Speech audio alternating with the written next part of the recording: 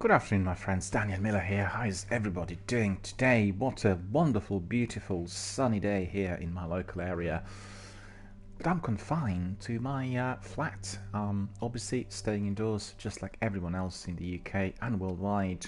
And I have to tell you, this is the day, I think 46 or 47 of quarantine. No, it's probably, let me think. It's probably from the 5th of March. So that's 28 days to the 5th, and then we'll have extra 17, 38. Yeah, that's all right. That's about 36th, 37th, 46th, 47th day in quarantine. Haven't seen any sunshine, any daylight, literally for the entire duration of that period. And just built the mindset which tells me this is the only thing I can do at the moment, because this is the way to fight the global pandemic.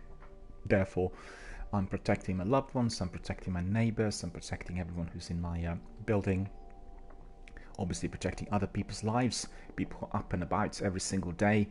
And if I'd like to put well, it's not around the block, there's a big park in here, part of nature reserve, where literally there is absolutely no one present.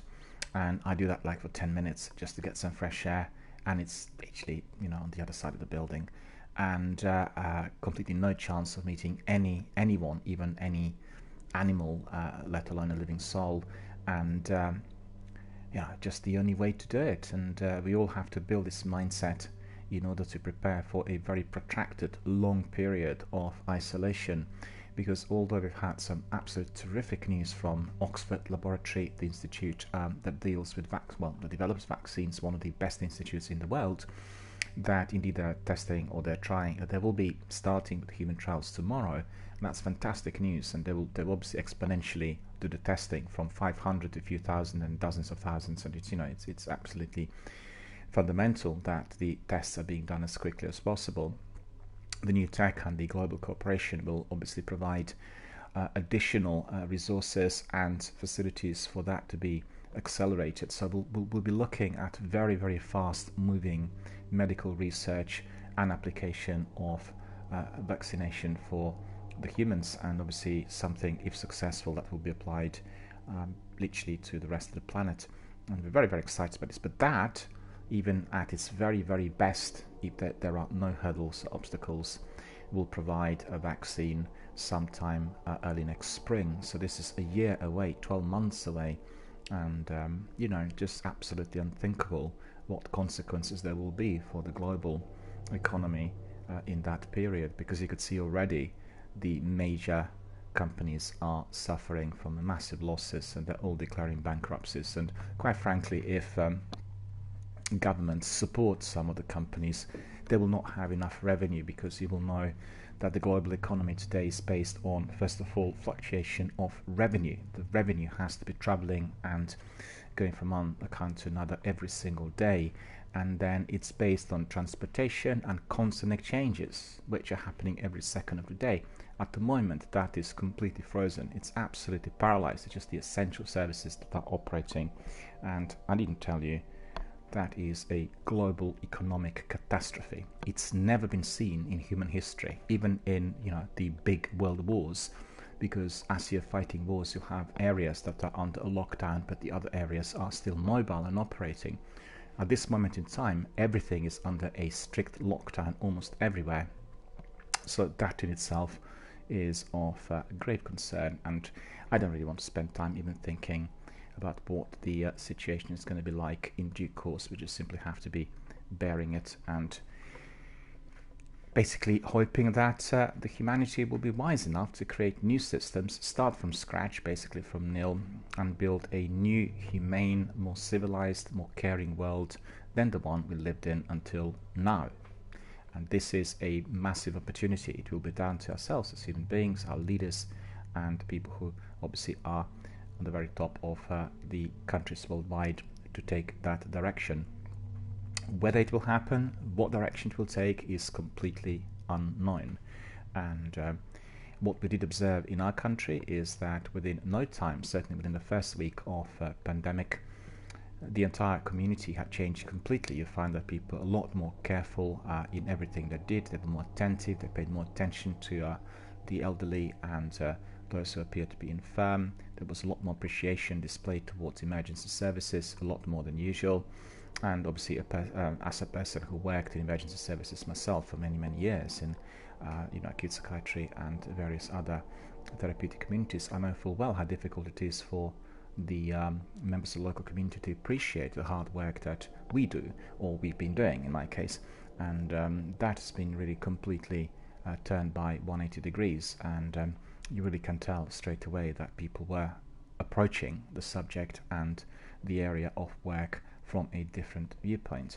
In addition to that, we have a weekly moment of appreciation, which is on Thursday at 8 o'clock p.m.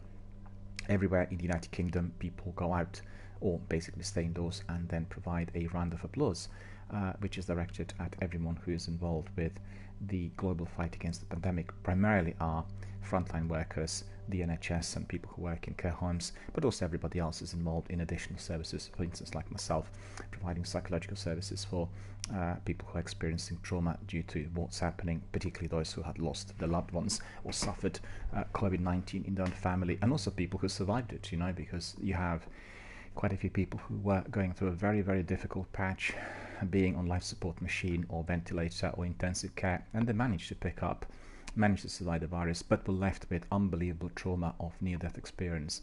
And also quite a few of them, I believe, still have some physical scars as well. It will take them a long while to recover from such dreadful, dreadful disease. So all of those services are up and running. They're operating. We have our armed forces mobilized. They're helping with the infrastructure of the emergency services, most importantly with the delivery of personal protective equipment, which is PPE, as you've heard it on the TV.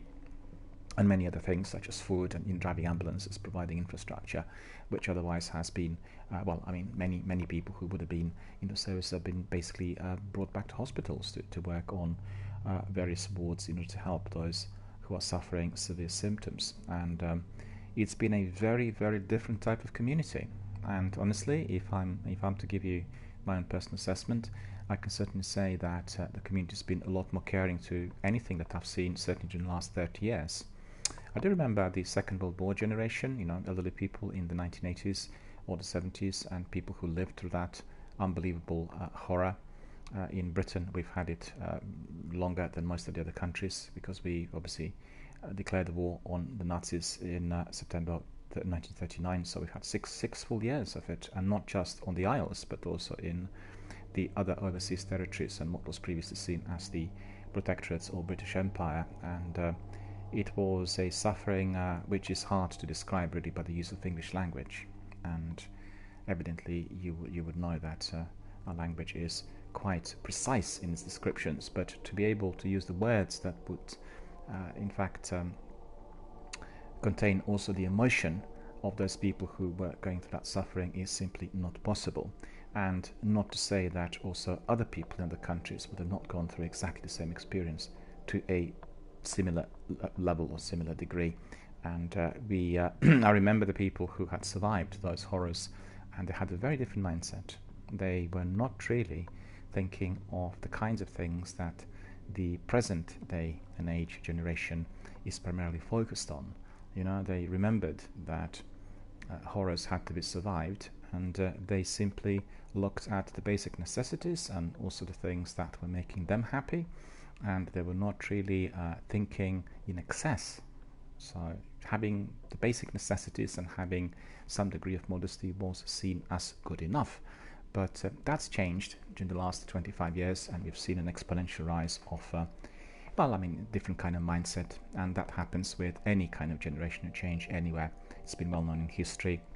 We've had people sleeping rough on the streets, and others were just walking over them, not even looking at those humans who were suffering due to the mental illness or due to other circumstances that brought them to the streets. And it's just a lack of concern amongst people in the community, particularly in our very large cities, not just in Britain but also around the world, has been really absolutely despicable. And I really simply cannot understand as to why and how the humans have taken that road, that path, of ignorance and belligerence, because quite frankly, as somebody who worked with very many people who experienced severe difficulties within their own lives, I can tell you that nobody is immune. The fact that somebody is a successful banker and operating somewhere abroad and creating a huge wealth of revenue does not really mean that the same person could not go through trauma that will really prevent him from, first of all, accessing the same selection of goodies in the environment, and then secondly, the trauma could cause very profound impact on their own sense of well-being, and consequently that could result in severe health problems that could end up also with homelessness and additional issues, and that nobody is immune. And we really have to understand that with this pandemic we are being also confronted with the fact that there isn't a single human being on the planet that is immune from this virus. We can all get it. Whether we will die from the virus, whether we will develop infection, or whether it's going to be very severe, presently is still not known within the scientific community. So, we need to take this approach, which is to stay at home, protect the NHS or your own local health service in your country, in order to save lives, in order to protect your loved ones, to save your own life, to make sure that you are indeed doing what is necessary to fight this dreadful, dreadful disease. So, talked a lot about that, and the best news I've had during the last 6 weeks has been yesterday, obviously, giving me the first-hand information on the research that's going to be producing human trials of vaccine from tomorrow. I'm very excited, very happy, really want to see that cracking on as soon as possible, because I think with the global community involved and other efforts to develop vaccines in various other countries, most notably in the United States and China, together with the United Kingdom, we are going to be able to defeat and destroy this invisible killer. Right, coming back to Destiny. Yesterday we reacquainted with our Destiny world. The reason for that was very simple. We've had a new activity being thrown in for the first time, which you could call actually Destiny Olympics or the Guardian Olympics. It is a kind of activity that will be carrying on daily, weekly and monthly basis, and it's called Guardian Games. So what's Guardian Games? Basically it is a kind of activity through which you are collecting certain medals and then getting specific rewards. It is a lengthy grind, and some of the medals are easier to get compared to others. So I think all of our friends in the community, people like Captain Jack, who like the lengthy grinds and collecting all kinds of emblems and goodies that the game has to offer, maybe Sekopupu as well, will definitely get their teeth in it and like the activity, and I'm really looking forward to meet them here in the arena. Maybe we'll do certain things together, because I think the Guardian Games are best played together, and that certainly is what I want to see. So the way to do it is you come to, well actually I'll show you as we crack on. Yesterday I think I've given you a good introduction, because I wasn't quite sure how to kick off with my first medal, but it was basically firstly talking to Ava Levant's back, and the entire tower is beautifully decorated, as you will see. It's got absolutely wonderful decorations. There are lots of people walking around already in fantastic Guardian Games cloaks, but I believe they purchased these through Cerberus rather than would have acquired them so quickly within 1 hour through the game. And some people are quite keen on some of those cosmetics. I'm personally not that fussed, and I like working hard in the game in order to get whatever is obtainable really through in-game activity. I'm not that keen on that system of monetization, and I tell you why. It's because I feel that younger people are more drawn to spending, and there isn't a concept for which you could be a bit modest and moderate, because evidently any young person going to school or going to college will be comparing what they've got with others, and it's very much of that sort of environment which has been created in these open world games. So if you can see that other people are wearing funky outfits, so they have something that you don't have, you strive towards that. In fact, to be honest with you, you know that I'm also one of the Xbox Guardians, Xbox ambassadors, a big one. I've gone completely into Destiny now, and I help through our program many other people who are having certain issues to do with Xbox, either the tech front or whatever.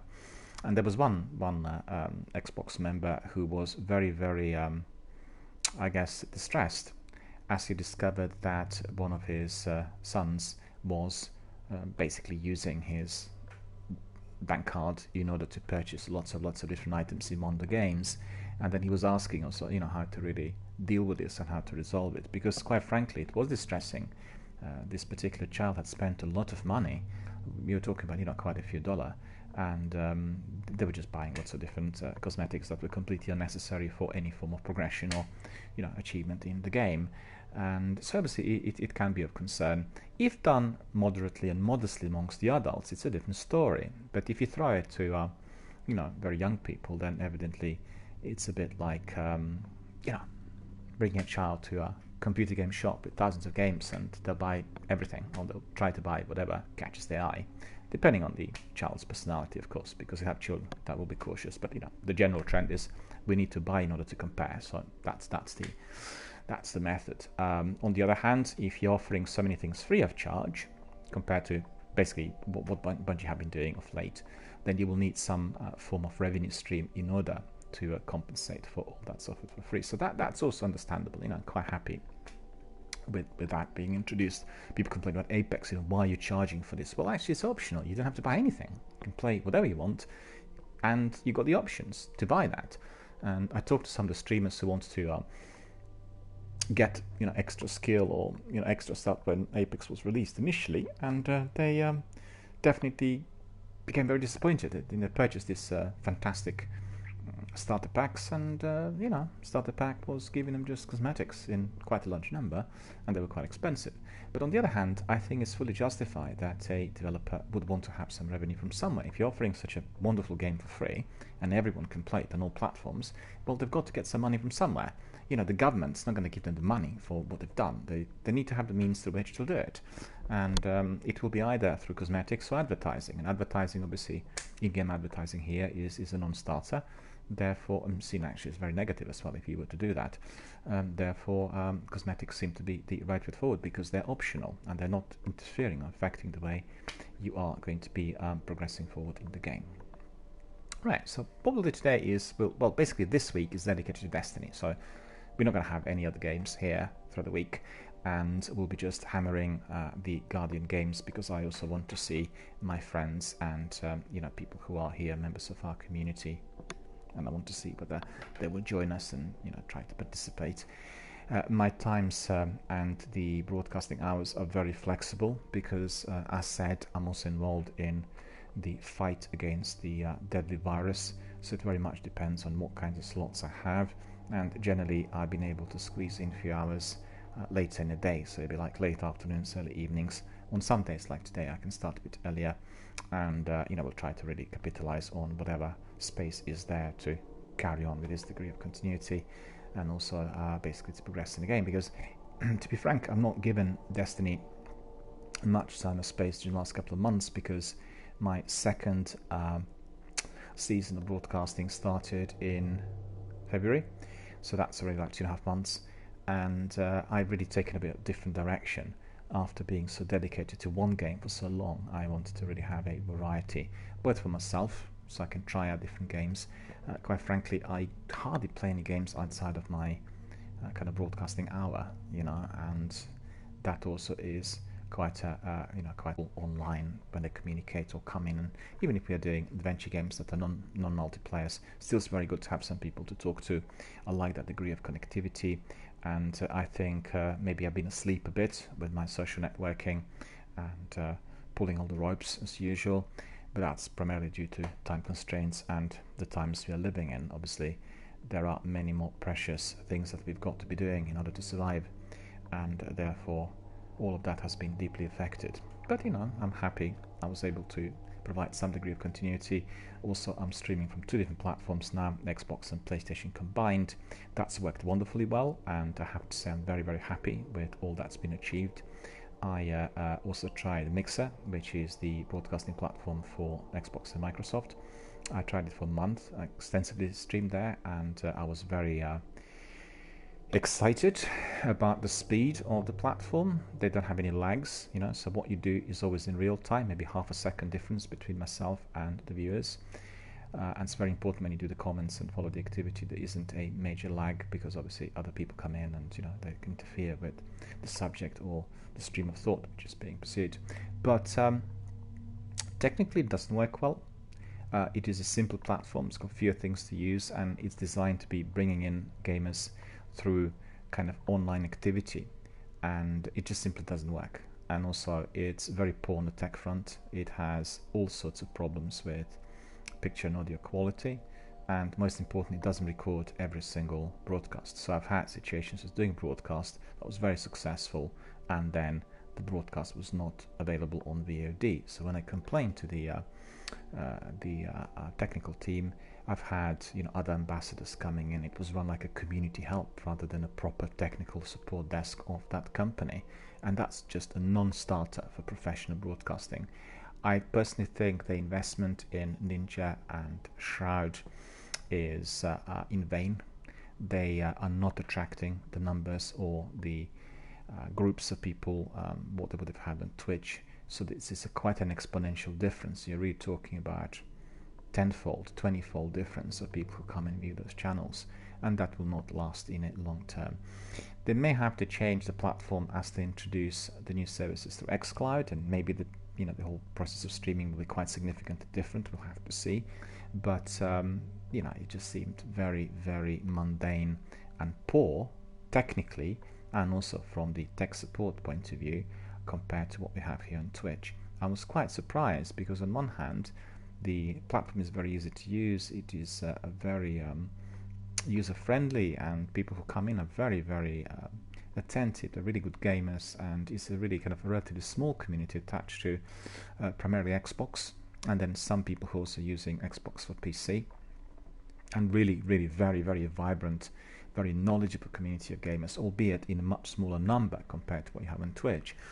But then obviously, what am I to do? If I'm to be streaming and doing broadcasts, they've got to be retrieved. I've got to be able to archive them to my YouTube and have them somewhere, obviously as evidence of all I've been doing, as well as having them accessible easily through YouTube in order for the viewers and community members to be watching if they want to. Because some people, after they've played the game together with me online, they like cutting out some excerpts, and they like doing trailers and clips and all sorts. They want to be, they're basically participating actively in a live environment, and they treasure that.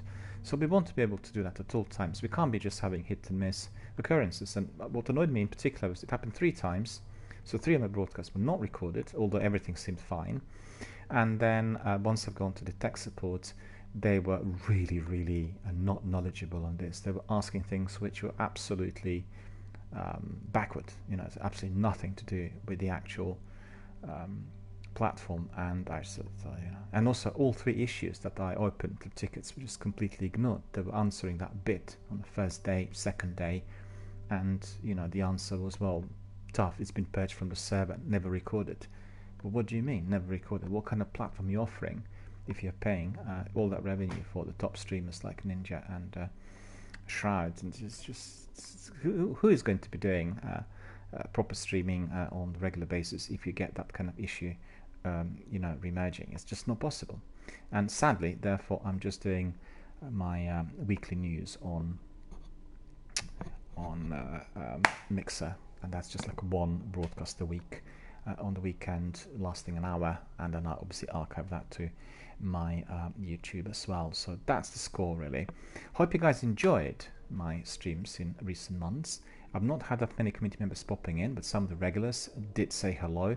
I guess we know that the online community is very much dedicated to either 1 or 2 games, and the reason is very simple. The present kind of blockbusters, AAA blockbusters like Destiny or The Division or Elder Scrolls, these are the games that you play for years, and they require a lot of time, energy, skill, expertise in order to kind of properly do it, and therefore people invest the time and energy in these games, and also to build their own community with their own friends and fans, or people who are frequently playing together with them, and they have no time really to be spent on other games. And I guess that gives us a picture of what appears to be a how you would define today a serious gamer, a gamer who is very dedicated to one game and is professing it, mastering it, and doing everything possible to excel. Also, the games like this one will give you a set of skills that you can apply elsewhere, which means outside of your online gaming environment. And that is basically, you need to be structured, you need to organize your time, you need to be methodical, you need to be pursuing certain ways of working in order to get to the task. You need to be meticulous in some of them. You need to sometimes keep notes. You need to connect with other people to get to know certain things. So all these things you can apply elsewhere, and that's really quite a rewarding skill. I think it's still under-recognized. I think people didn't properly expose the fact that these games do require that degree of attention, and they will give you the skills which you can use elsewhere. Give an example. If you want to be a top-notch sportsman in some sports like football, basketball, whatever, you can learn some of the skills here. And obviously your physical fitness will not be built if you're playing online sports, like Evolution Pro Soccer, or any of the other tennis games. But you will learn the discipline. You will have to be focused on certain things. You will have to build strategies and methods in order to get to a certain target. And that's very important if you want to be excelling in any discipline. If you're a talented young person, if you want to be coming, if you want to be building yourself to be a very successful young scientist, or you want to be in an area where you'll excel with your knowledge and expertise, these are the skills which will be required. You will have to be applying them wherever you are, regardless of the discipline, because that is what is necessary today. You're facing a stiff competition from many people who come from any country of the world. We live in a global community, and therefore what you could have had 30 years ago in your own country, being incredibly successful and brilliant in your own turf without any major competition, is no longer the case, because you may not have it in your local community, but you will get it from people coming from around the world, and they will be there to compete with you. So the element of competition is not seen as negative, but you simply have to be excelling. And in order to excel, you've got to invest your time and effort in building a skill. And this is what you can learn also through video gaming. I think it's a very, very good way of learning it. But there is a threshold between learning it and then overdoing it. It's down to personality. Some people will do it for a couple of hours and they're happy. I'm always happy. 3 hours for me probably is the lengthiest type of gaming session, albeit through broadcasts I had lengthier sessions than that. But once I pass the threshold of 3 hours, I get a bit tired. I don't really focus anymore, and I need a break. And it seems to be like, if you are having a full working life elsewhere, that seems to be appropriate, and that seems to be like the best. Right, so I'm talking quite a bit about all these other issues, but the idea is to tell everyone that spending time here indoors every single day doing video gaming online in a live forum is a very good idea. And I always do not encourage people to do solitary gaming. I never did, even prior to the invention of Twitch and interactive forums. I always wanted people to be communicating and doing things together. And previously we do it through MSN or ICQ. And we play a game and we used it, ICQ to communicate, and it was really good fun. And then once we had Skype, we could talk on Skype and do the games. And today we have Discord, we have party chats and in-game audio, and we can do everything together. So remember that. By staying together, by being united, we are doing a great deal of service. And of course, by staying at home, we are saving lives, protecting NHS, and we are then becoming a hero. So our hero today is Warlock. He is my guardian in Destiny 2. I've got the other two characters. I probably will start on them just to get some achievements through this new activity. And I was considering whether I should do that during the weekend, but then there were other issues in there, so I couldn't really squeeze it in. And we'll do everything possible with our Warlock first, because I've seen that I've been collecting other bits through my activity yesterday that were also applicable to Titans and Hunters, and that is definitely something I have to keep in mind. Right, so you'll see that very shortly as we land what our beautiful tower looks like. Just like in any other seasonal event, the people walking around in those fantastically, beautifully designed cloaks. I don't have one of these, and I'm not going to be buying it from Tess, but I do have my Warlock Bond that looks absolutely terrific, and you will see it in a moment. It does have a kind of sculpture style ornament, and then there are some lovely Guardian Games colors attached to it as well, so that's really, really cool. And also what I like about Guardian Games is you can choose what activity you want to be completing in order to get the medals. So you will be able to do Nightfall, and you'll be able to do Strikes, and you'll be able to do Gambit and Crucible. So all these different types of activities will give you extra rewards. That's very good, because people complain that seasonal content was just giving you mundane rewards that were no longer of interest after you've done them a few hundred times. And I think this sort of activity is definitely a step up, and definitely opening up some new directions. I really think, well, for my liking, and they said they would do this, but probably are still working on it, I really think that Destiny needs to expand on the story front. We have got to have a lot more of the story in order to enjoy the activities more, because the activities become a bit more meaningful, you know, when you got the story. And I've been doing Mass Effect recently here on my channel, and I was just reminded of how beautiful the game is, really, with its fantastic, very immersive storytelling. So this on my left arm, that is what I got yesterday, and that's just absolutely awesome. I love it. It really stands out. It's like a proper Warlock Guardian Games bit of armor that really stands out. Everybody will see it. And also the other thing is I got this chest piece which I'm wearing, and I think that's my favorite chest piece in the game altogether. It does resemble the ones you'd expect to see on Hunters, but the other ones were a bit like high street fashion styled, you know, like trench coats, and I used various shaders in order to beautify them, but it didn't seem to do justice. And this is more ruggedy. This looks more like a warrior outfit, you know, and it looks really cool. And also, as you could see, I'm blending the skins on my sniper together with the outfit, so that's all looking really cool. Okay, so to put in perspective, the first thing you need to do is you need to go to Ava, right? So to speak to her. Then after, look at that, it's beautifully designed. And then if you're starting out for the first time, you need to go to the Zavala. Zavala will give you a quest, you complete the quest, and then you are basically ready to go. Once you come back to her, she'll ask you to speak to the Drifter, and then he will provide you with some tasks. So the idea is basically you're collecting tasks which are similar to bounties, and then once you get the medal, you'll go up here, and this is your medal depository, right? So as you can see, you will need to have Guardian Games medal and Warlock class in order to do it. I don't have a medal at the moment. Warlock class is there, obviously, but you have 1, 2, 3 which you can be attaching in here, and then you get your rewards. So that's the way to do it. Okay, so let's see what we got here with Ava. Let's take a look.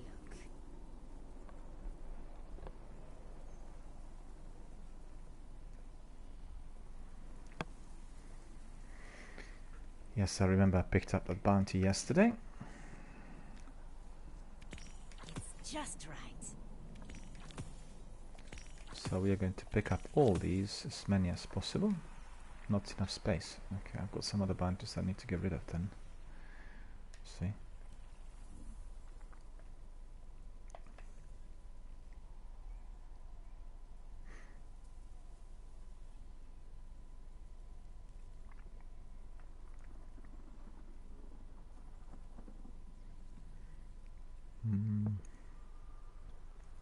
That is what I don't like. 63 out of 63.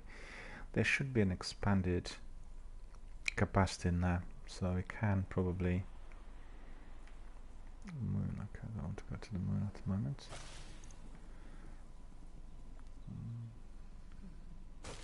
And what's this? Okay, I'll keep that. And I'll pick up the rest. It's extra. 2 left. Okay, so we've got all of these. We can always double check and discover what the Come back soon. activities are. So let me think. the first thing I want to do is I want to check my quests. Okay. So the quests I picked up yesterday. Let's see. Seasonal. Okay. So laurel point 7. So we need to be collecting warlock laurels, and then we get those points. And then once we are completed, once we completed the class challenge, then we'll get rival warlock shell, titan shell, and hunter shell. So you know we get the rewards in the end. I worked really hard yesterday for probably about 4 hours in total, and he got 7%. But I picked up loads of hunter and titan laurels. So city defender. So that's for the activity in Nightfall Strike. I'm not going to do that today unless we have our friends coming in and joining us, for the obvious reason, because Nightfall needs to be done as a 3-piece. Fighting in style. So in here I'm almost full, and that will be, as you could see, opponents defeated. Still need to probably defeat a few dozen in order to complete, and that will be in the Crucible. Raising our defenses, and that is a separate issue. That's not really connected to our it is not connected to our Guardian games, and so we'll see what the bounties are. Okay, so we have void melee abilities. We have Stormcaller using attunement. Okay, Stormcaller, we need to use that. Then Void Walker using attunement of hunger. Land final blows with fusion grenades. Defeated guardians grant. Okay. The Stormcaller using attunement of conduction. So that's combatants and challenging. Okay. Laurels by landing final blows. It's quite a selection of these, really. But I'm just curious. Oh yeah, I got that also from. I got it from the Drifter. He gave it to me yesterday. Gods lately? So that's laurel points. Reconnaissance by fire. Well, you know, with loads of these quests, they really get completed as you carry on with a particular activity, and you don't really have to pay too much attention. Obviously, you can be doing exactly one by one, like some people do, and that's the best way of doing it if you want to kind of clean up. So I really don't want to spend too much time here. I want to crack on with some fierce action, so you can have plenty of fun. Okay, so Everyone this is helped bring the Masterclass. Guardian Games Redeem to Guardian life. Games medals. Even that fellow who calls himself the Drifter. Courtyard spare parts. Yeah, the trouble is I may not have enough space for the Crucible bounties. We'll see. Quickly see Making a whether purchase, or are you just here to there chat? are any spares in there.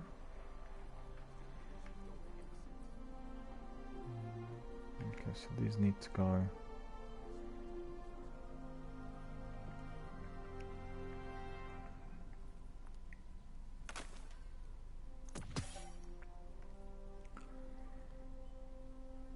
Seraph boots.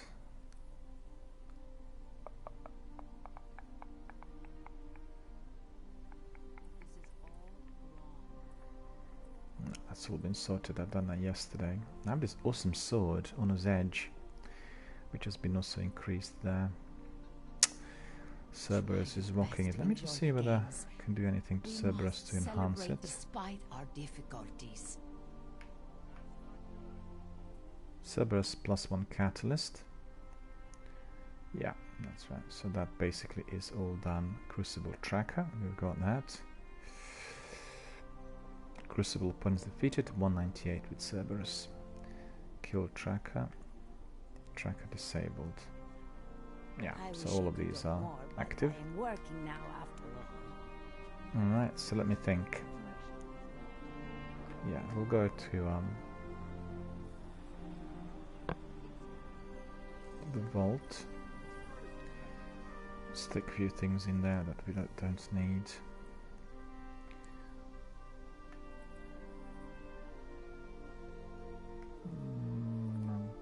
is significant. Like Kalos can go in there. Cut and run can go there.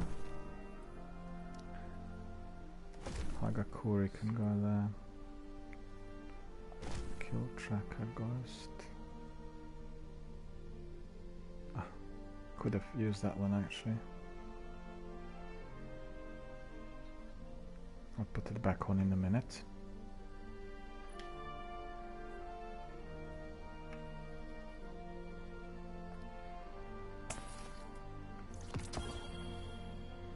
Unlocked this artifact, so we have mods that can be used.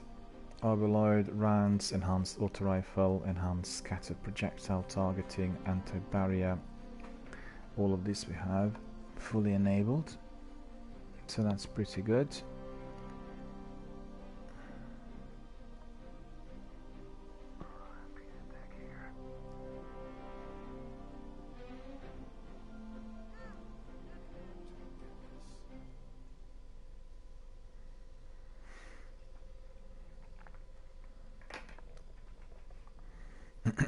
Alright, so that's all good. We've done what was necessary, and then make that 56. Anka Seeker. I really like that one, I've got to say. Let me see. Can improve it a bit.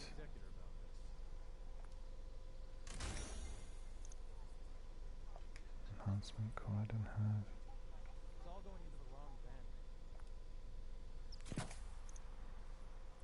And so the mods I have here on it are solar resistance. What's this? Solar resistance and minor resist.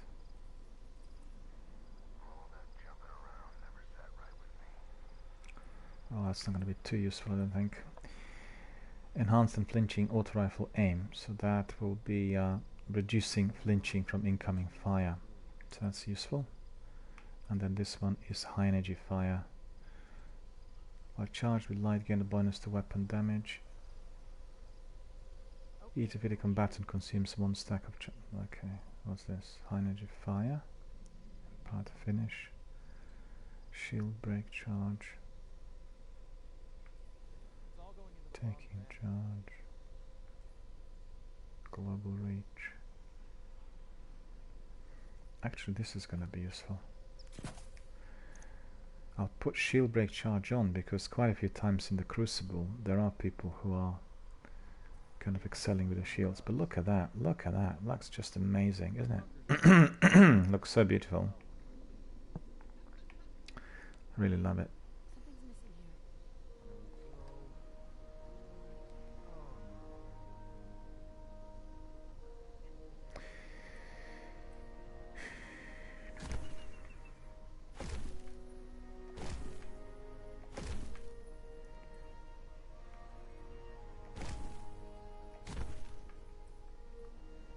Sage Rivalry Bond is the one I am wearing, and it's here. Look at it. Beautiful. Beautiful. I've got here gain super energy on sword blows, super energy on melee kills, and increase discipline.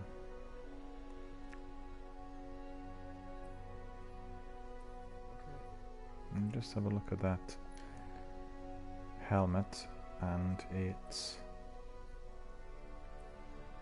discipline is 3.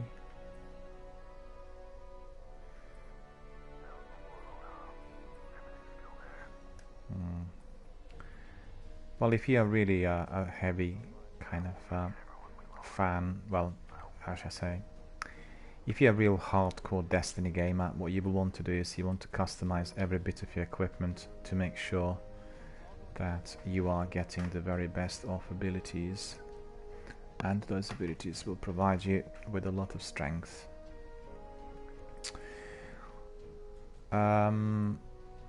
Shield break charge, so we've done all this. Okay, shield break is very important. It's a very good mod, and it will definitely help us to defeat some of the opponents. So I think that's all really. The only thing I need to do is need to collect some bounties from Zavala, from Lord Shax, and then we can crack on. You don't fear Vanguard operations? Do you fear the Crucible?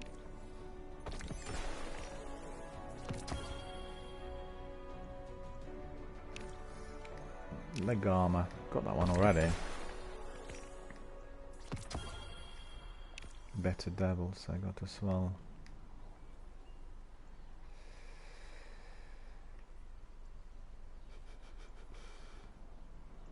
Well, completed it all already.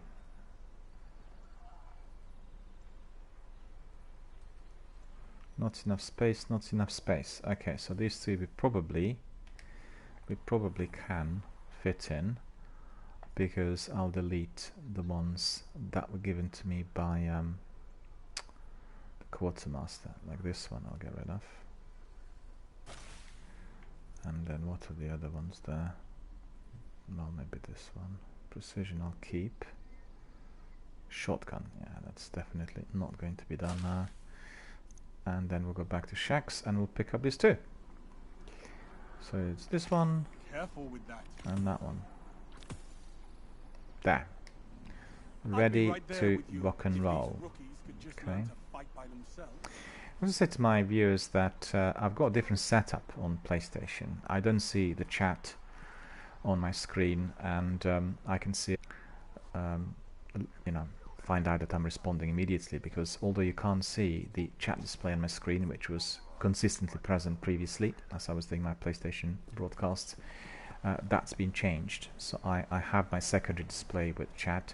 I don't see it instantly, but I can see it really, you know, within a couple of seconds after the chat or commentary or anything else would have come in from our viewers. And I'm really quite curious to see how this would work, because I've not had anyone yesterday coming in, and I've just basically I had created this setup very recently, and hopefully it will work really, really well. I must admit, Guardian, I've had some messages previously, people saying, you know, why do you have this chat on, and why is it that... Oh, we've got here... Let me see. Playmo UK, hello, how are you doing? Good to see you. Thank you so much for throwing in a message, which is really appreciated. As I was describing the whole setup that I have here on my PlayStation, and the reason for that is I want to have a more kind of beautiful main display with a kind of full-sized picture. And also I noticed that sometimes I've had messages popping up on my secondary display, and they were not coming up on the main screen display, which is basically the Twitch app on PlayStation. And it was causing me some issues, you know, because sometimes comments coming in on the second display were not seen straight away, and this is a better system. And Playmo UK says, I thought I would test it for you. Well, thank you so much. It all works perfectly, and I'm very, very glad, and thank you indeed for providing us with a couple of messages. Nobody did that yesterday, so I wasn't sure whether the messages were going to register properly, although I knew they should, because obviously people use Twitch as a platform on, you know, any device. But you never know, because sometimes if you are muting something on PlayStation, then there may be an issue for some of the viewers. But this is going to be working fine, because on my secondary display I get messages coming in from any platform, whilst on the chat as displayed through Twitch app on PlayStation, that isn't always the case. I did have sometimes people throwing in comments and they were not visible, and you know, it's just one of those things. But how is Playmo UK? How are you doing, sir? Are you safe and well? Are you staying indoors just like all of us? What a dreadful, dreadful era we're living in. What, you know, dreadful times. It's just unbelievable, really, what's happening. Everything completely locked down and no activities anywhere. In my local area, it's been a ghost town for 6 weeks, and it just defies belief. I've never seen anything like it. And can you imagine, like in London suburbs, if you are to go out after midnight, you can hear the silence. You can actually hear the silence. You don't hear a thing. If there was a fly about, I could hear a fly. And at night, if I pop out to my nature reserve, it's just unbelievable how silent it is. I mean, I've had that in the Dolomites. You know, in the Dolomites, when you are like 3,000 to 3,200 meters above the sea level, with not a living soul in sight. It's that kind of silence. But even there, you would hear from time to time a plane, you know, above you passing, and you don't hear that at the moment because there are no planes, and it's apocalyptic, and it's eerie, and it's very scary for many people. Many people who probably would just go out for a stroll after midnight, they don't dare because they're scared of the silence and, you know, the entire atmosphere that's surrounding us, which unfortunately is marred by death. It's just dreadful. And Playmore says, staying indoors, I've been working from home for years, so I'm not finding it too strange. Well, that's wonderful. That's wonderful. Just remind me, are you also based locally around London? I think you're in west of England, aren't you? I remember we talked about it a little while back, but I think you live in another area which isn't your home area. Isn't that correct? Because I remember talking about this a little while back. And I mean, I'm in London suburbs, and you know, we are really, well, what can I tell you? We are experiencing an eye-opener. We've never seen anything like that before, and it's just unbelievable. Yes, I remember. I apologize. There is another community member. He's from Bristol, and it's very, very similar user ID. He has, you know, similar user ID to you. And well, I mean, in East Yorkshire, what's good is there's plenty of land and countryside around there, so I guess you can nip out at night and go somewhere locally just for a breath of fresh air, which is, I guess, similar to what we have here. We have a major nature reserve, and then late at night it's absolutely deserted. You really have, you know, nobody there. I mean, it's quite good for just a breath of fresh air. But I would not dare to go out during the day because of the contagion levels, you know.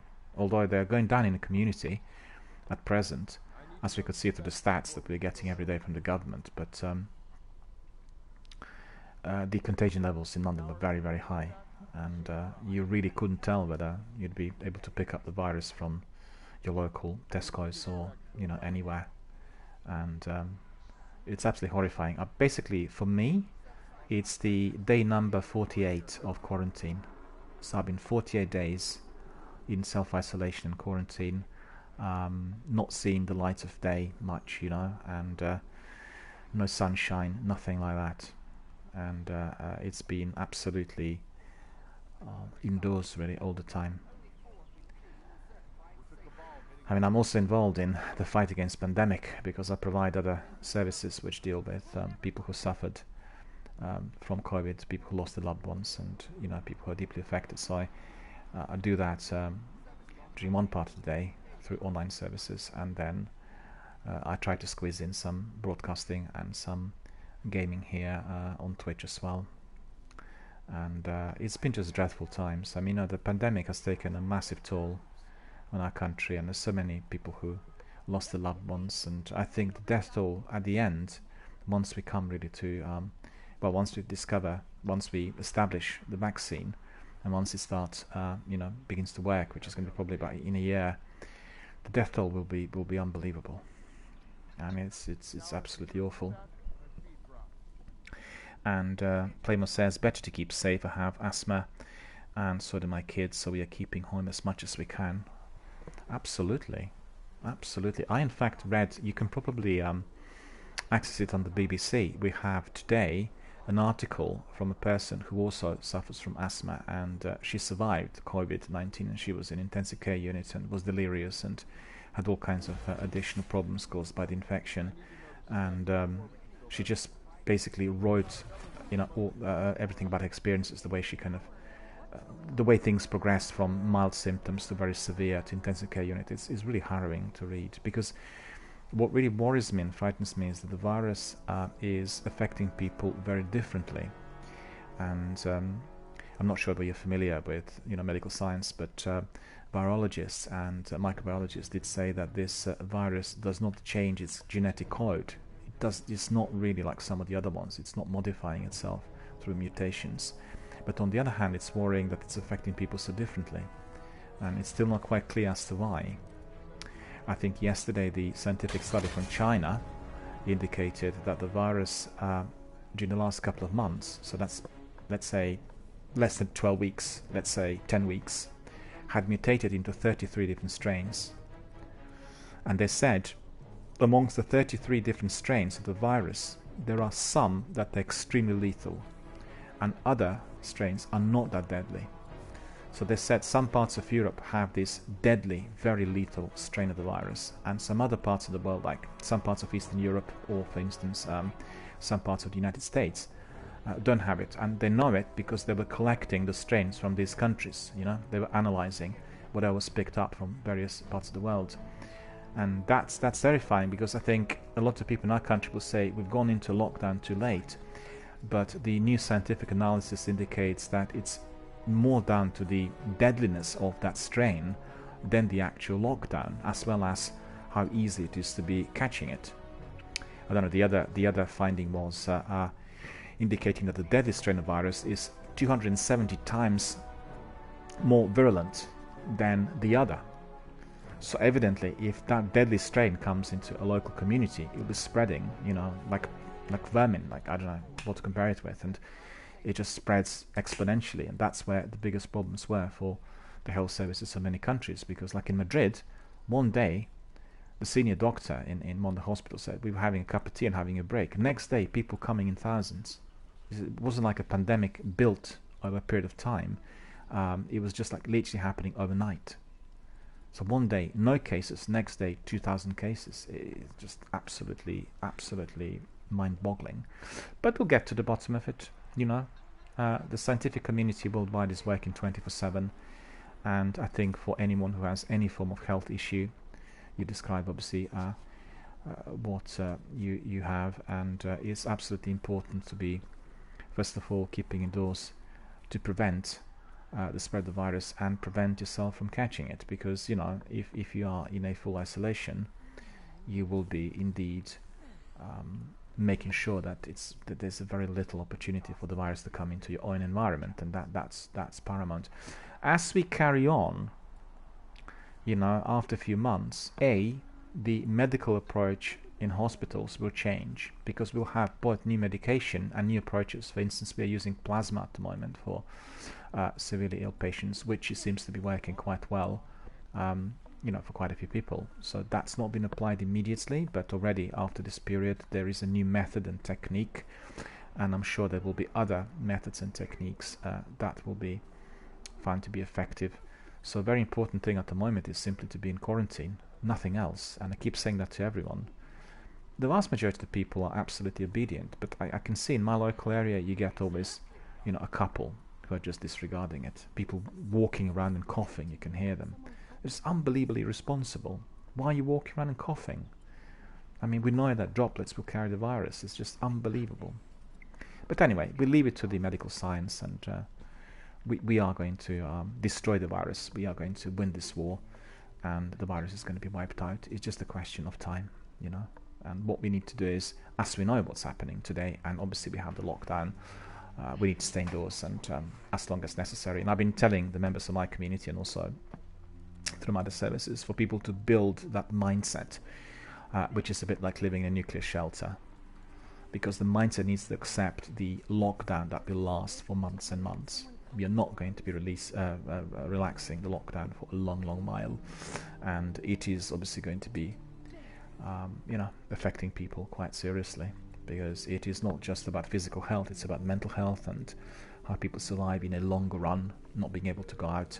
I mean, think about it. I'm 46 days in quarantine. I've not seen sunshine. I've not been like out during the day, and you know, even if you were, I guess, in a solitary confinement in prison, you still would have to have some sunshine because of your physical health.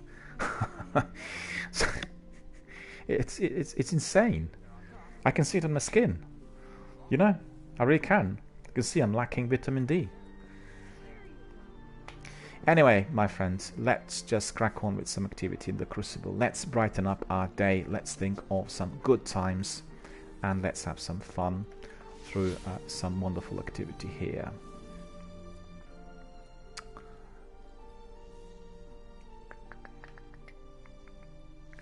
So we'll go to the Crucible and we'll warm up a bit with a few matches. We'll go to Control, and yesterday I had some really good matches in there, you know, it was really good fun. Some really good teams, and what I liked was that people, well, there were some people who bought cloaks and cosmetics from Tess Everest, and they looked incredible because they were kind of bright with shiny colours and walking about. It was just really, really cool. Loved it. Like the activity as well. How are you finding Guardian games? Are you enjoying them? Finding them of interest? Any good? It only started yesterday, and the update was very, very lengthy. It did take me a couple of hours to get the update, the installation, and everything else. But so far so good, I have to say. I mean, generally, how are you finding the season of the Worthy? Are you enjoying it? I've had lots of criticism coming my way from you know, other community members who were not pleased with the lack of content. But I thought the other seasons were like overdoing it. There were too many things to do. So I'm quite happy.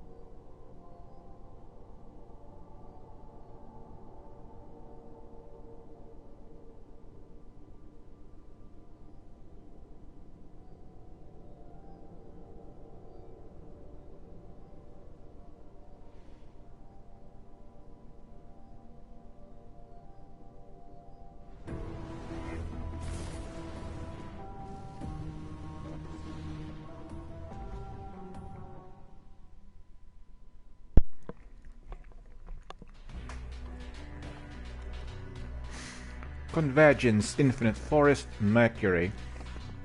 I got to tell you that my Cerberus is working really well here, and generally the Crucible in the sequel, Destiny, works a lot better than the one in the original.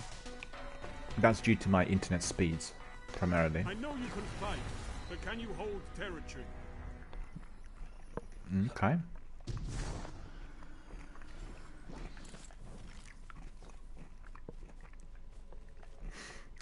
Let's see what we've got here. Enemy claimed Zone A. Oh, there he is. Zone C captured. Probably try to.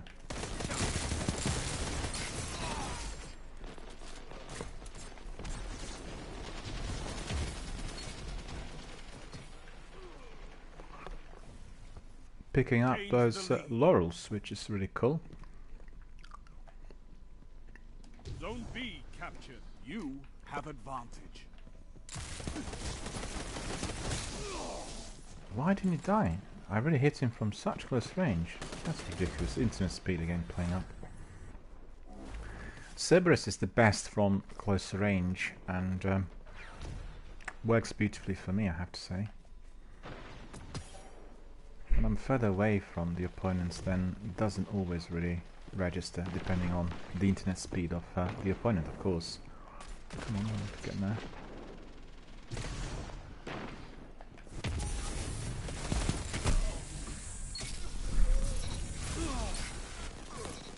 There! Double down! So that was good. But you could see they're on much faster fiber internet than myself, because they neutralized me and then they died. Keep the pressure on. It's that grenade did the job, I think. Oops, no, I apologize. My fault. Zone C lost.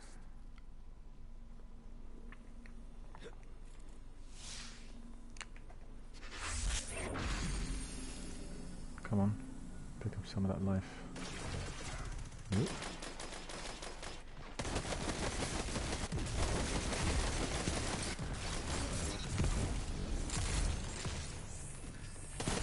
Your advantage grows.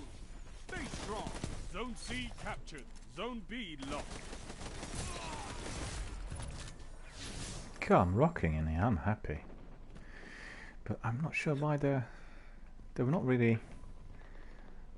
Two of them were like really running forward, didn't see anything what was coming from the 6, and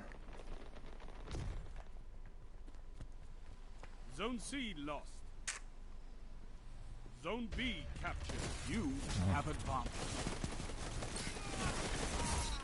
see how deadly this Moments of Cerberus is. clarity are weapons, Warlock. Very deadly.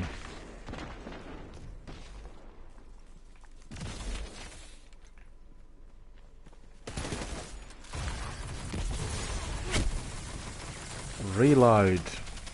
Reload. Cerberus is not that fast on reloading, unfortunately. That's why I'm paying the price. Look at this, all these laurels. But I want laurels that are for my character.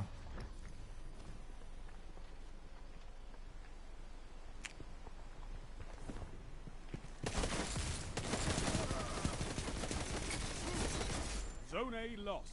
Zone He C was just captured. not even Zone looking advantage is back. yours. That's really incredible. Just wanting to grab that ammunition in there.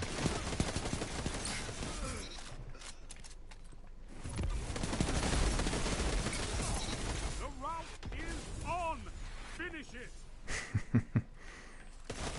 No, it's not him. Ah, missed it. Zone A captured. Power play. Keep the Super. pressure on. Look at that. 71 Zone C already. lost. Well, that's a bit unfair. The other guys are not that bad.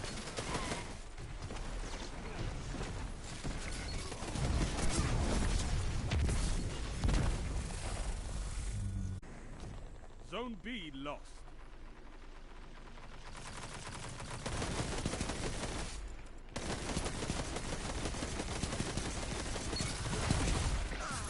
Zone B Finally he was Zone gone. advantage is yours. Shield 5 wasn't minutes breaking. remaining. What about that Strong mod? start. Fight on.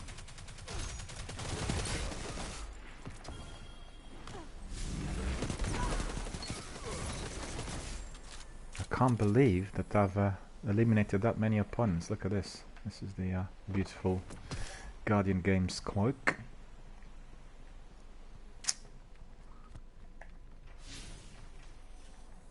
The other guys are even a lot better than me, so we must have really eliminated many opponents.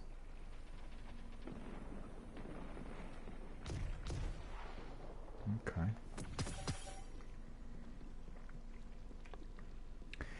But getting the goodies for Guardian Games is a lengthy grind. Zone A lost.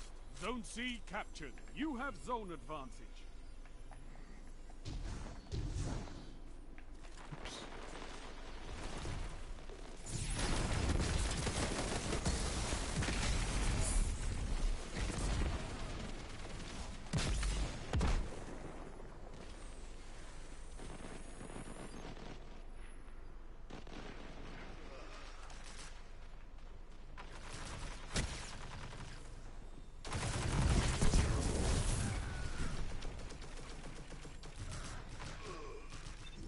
I don't know what happened in there. Because there were two of them in there and another of them should have killed them.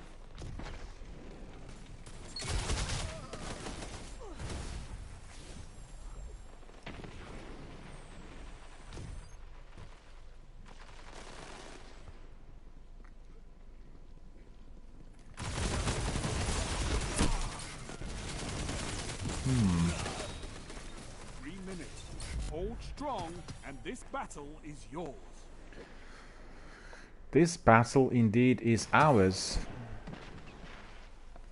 Our friend says, I've been a little bored with this season. Have been playing some Division 2 and Borderlands 3 while don't have a lot of interest in the season activities.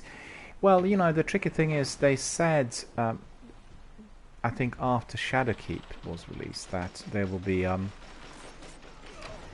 kind of reducing the number of activities, considering how busy we were during the year 2, and I think it's, you know, fair enough. I thought the year 2 seasons were too busy. There were too many things to do, and I didn't manage to catch up with everything. So I was always having something else to do, and there was something else to, you know, be kind of discovered.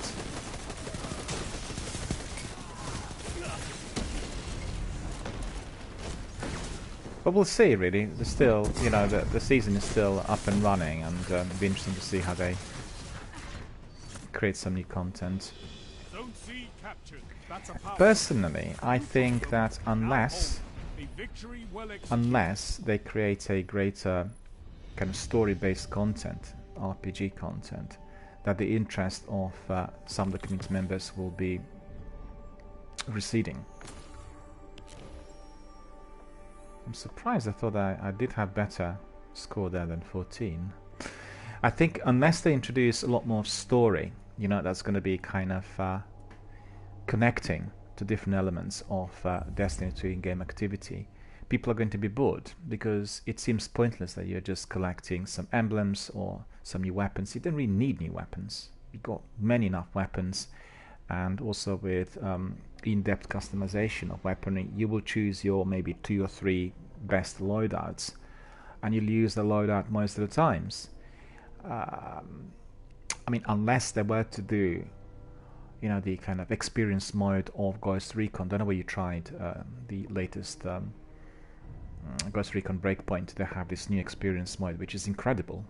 I actually streamed it here recently, and I played it throughout that weekend, which was offered for free on Xbox.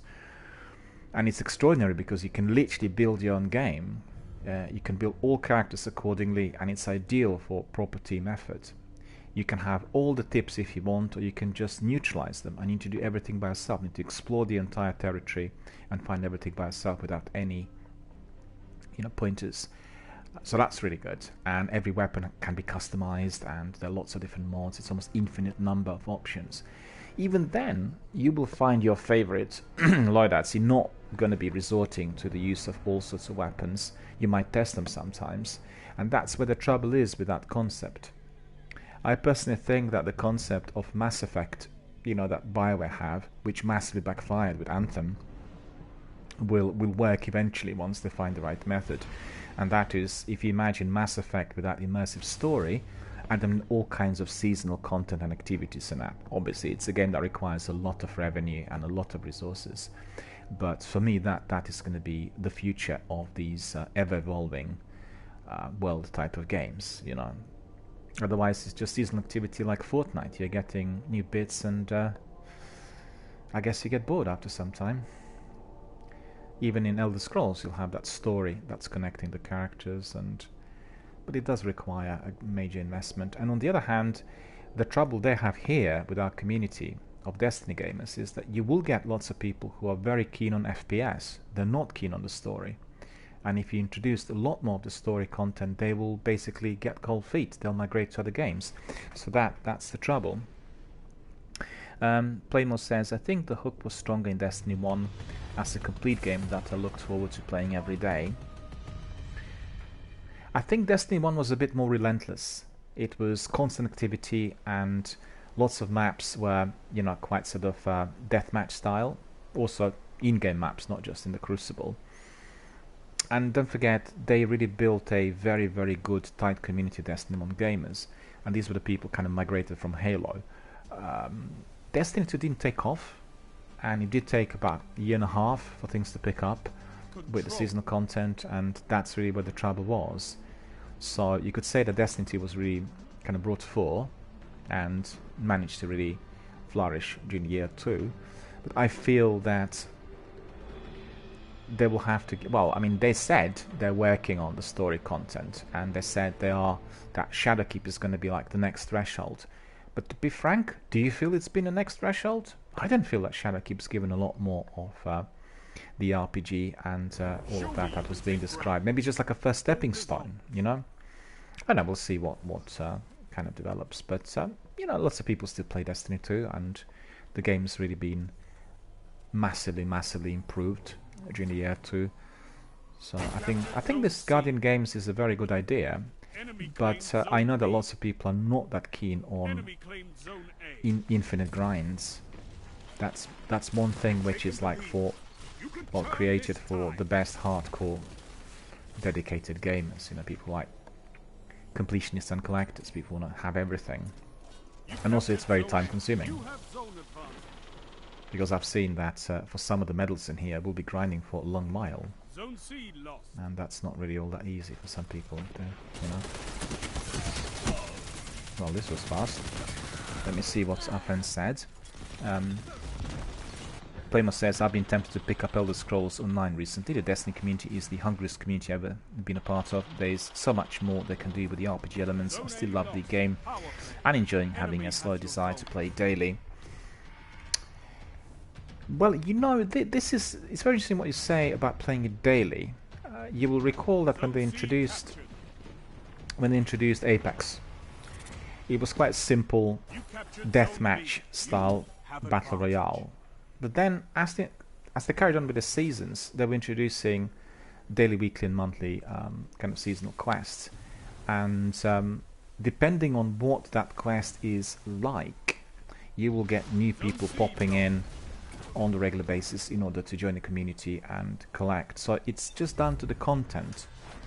And also what you said about the RPG, I think Elder Scrolls and Bethesda, you know, they similar to BioWare.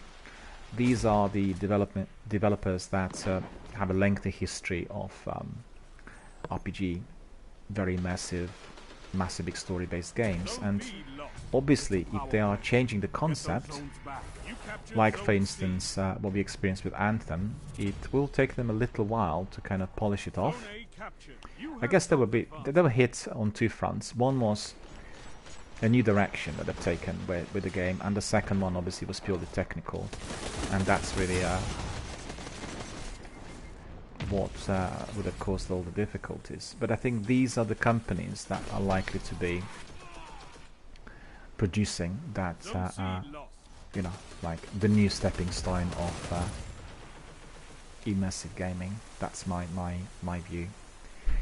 Bungie, from the beginning with Halo, they were quite keen on some elements of the story, but their bread and butter has been on the action front, and that's one of the reasons as to why we have, you know, as much of that seasonal combat.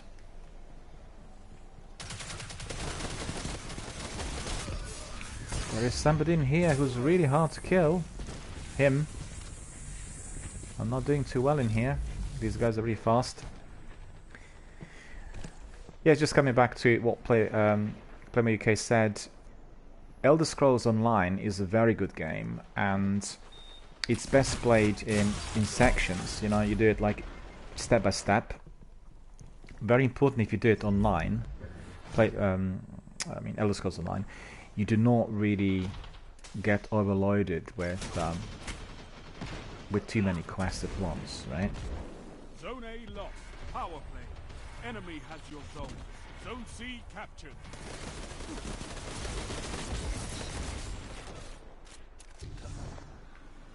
On the other hand, I think Skyrim and Oblivion and the older games are superior to Elder Scrolls Online. You captured Zone B. You have advantage. Okay, that's good. Let me just concentrate a bit on the activity because I'm not doing too well in here and my team's losing.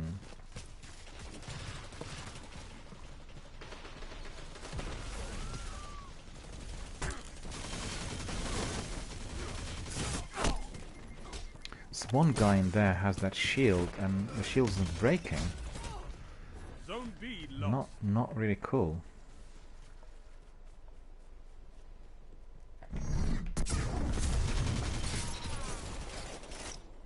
Gone. Zone C lost. Power play. Enemy has your zones.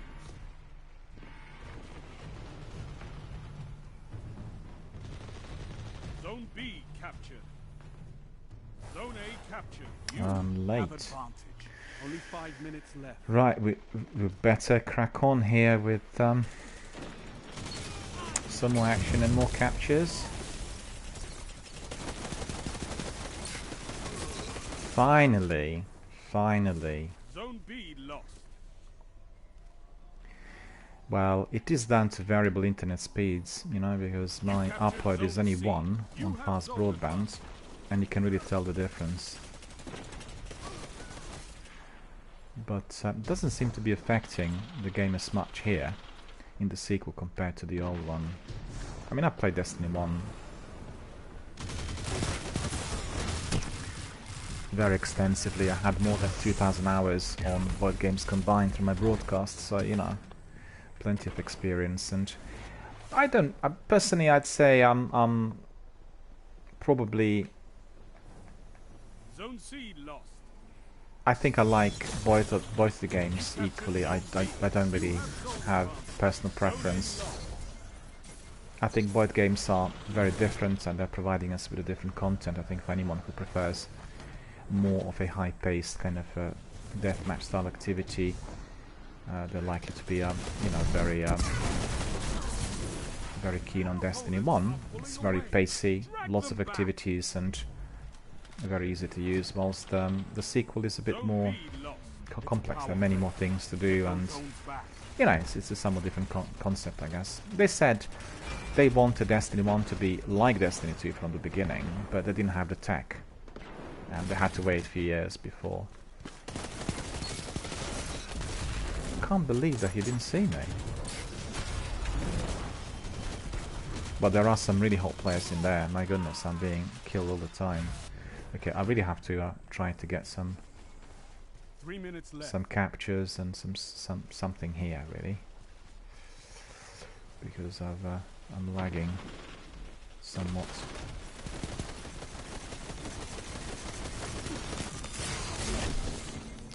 I don't believe that he was able to survive that.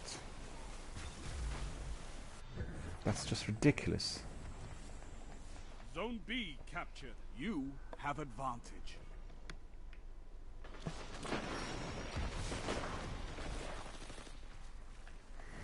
Yeah, coming back to what you said, Playmore, indeed it is, there is a lot more that they could be doing with Destiny, and I quite liked what they introduced with Forsaken. There was a stronger RPG stroke story-based content in there, but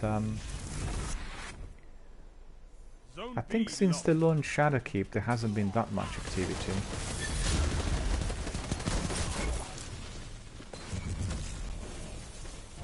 I quite like the activity on the moon. Don't know whether you tried it. It's similar to Escalation Protocol, you know, when you have to go from one capture point to another. Really good. And they also have Escalation Protocol now in several areas, which I quite liked. Zone A lost. Your enemy has a power play.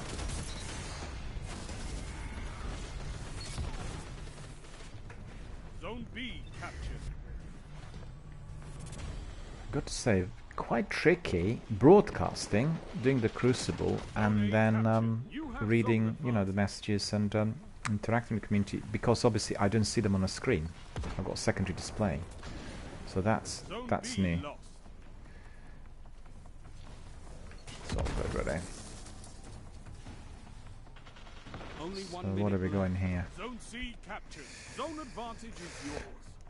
These rat bunkers and towers, yes, they're good. Yeah, I quite enjoyed it, Zone A lost. and I played it quite a bit.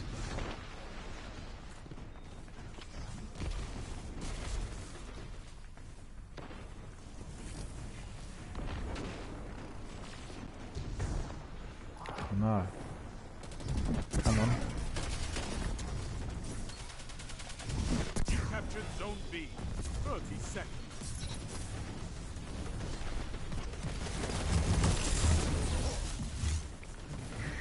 His super's recharging rapidly compared to mine, and that is disappointing.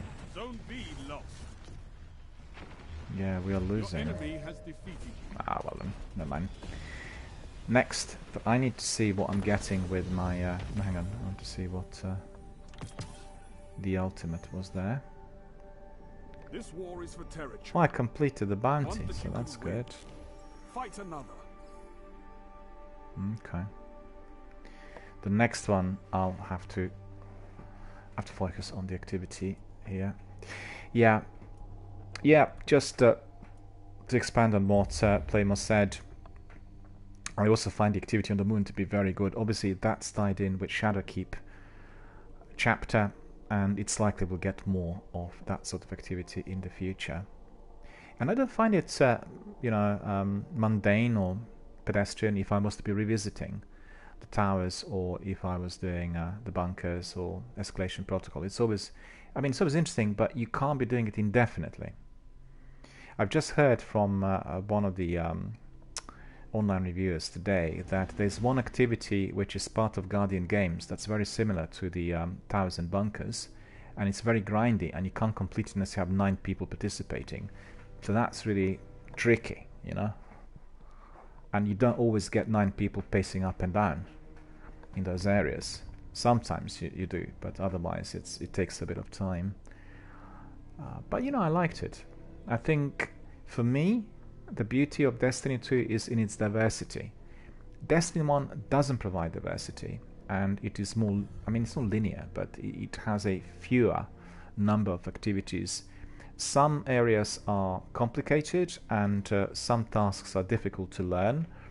And also what I like about it is entirely community based. So in order to know how to get, let's say, your Dark Drinker or your Boltcaster or any of the pinnacle weapons, you will obviously do that the best when you're doing it together with other community members in the team. So as such, that's wonderful community-based activity. But it's a competitive industry. The games are always developing, and we have, I have to say, I'm snowed under every week when I watch This Week on Xbox, the main presentation on what's happening in the gaming community, and the number of games offered is incredible. And to be frank with you, I've used, when you have search engines on Xbox and you go to a particular game, and then let's say you're buying the game or you're looking at a particular game, through Microsoft Store, and then it says, if you like this game, then you can actually have a look at these. And then you have See All. So when you click on See All, you get hundreds. And there are so many games I've never heard of, and they look like really appealing. I've seen that there's one film noir style game from Italy, and it's like a really good game, and they were to make it like a series in episodes. They produced 3, and it was just really amazing, like a really top-notch game. Never heard of it, but it looked terrific, and it was offered on price of maybe, I don't know, £3.20, something like this, during the recent sale. So that's really quite a good way of finding out about other games, because on both PlayStation and Xbox you always get trailers for the majority of the games, so you can obviously introduce yourself to whatever the content is and research it. And the sheer volume, and the number of games that you can be playing and trying is mind-boggling. Evidently some games are bigger in size and more immersive than others, but still, I think the trouble as experienced in the gaming industry is very similar to what we have in the affiliated music and film industries. The indie products, although sometimes absolutely astonishingly brilliant, do not get the credit they deserve, or indeed publicity or marketing budgets, So I try everything I can every weekend to support whatever is offered for free, to support the developers, and this will not be always the blockbusters. It will be sometimes indie games and perhaps some quirky obscure titles and that sort of thing. But also in terms of broadcasting, if you are a broadcaster on Twitch, quite frankly, if you're doing it from grassroots, building it from the bottom up, it'll take you a long while to get some degree of publicity or so, because all the other guys which are so-called independent streamers, they're all sponsored by the industry players through various investments, and they get their algorithms to be pushing them. So you will have a number that are being pushed and obviously accruing both massive number of views and and everything else, and then the vast majority will be experiencing it from another angle. What was that? Joe Ton. So it's the same sort of malaise that's present everywhere, I'm afraid. But I quite like that degree of archaeology. I like finding out about the games I've never heard of, and you know, like finding out about the games that look good. And particularly today, where you have competitive prices, you can get them for literally a couple of quid. On the other hand, the big blockbusters are always offered on reasonably high prices. Actually, the Division 2, the game you mentioned, is offered on the price of, I think, £7.99 or 95 or so, on PlayStation 4.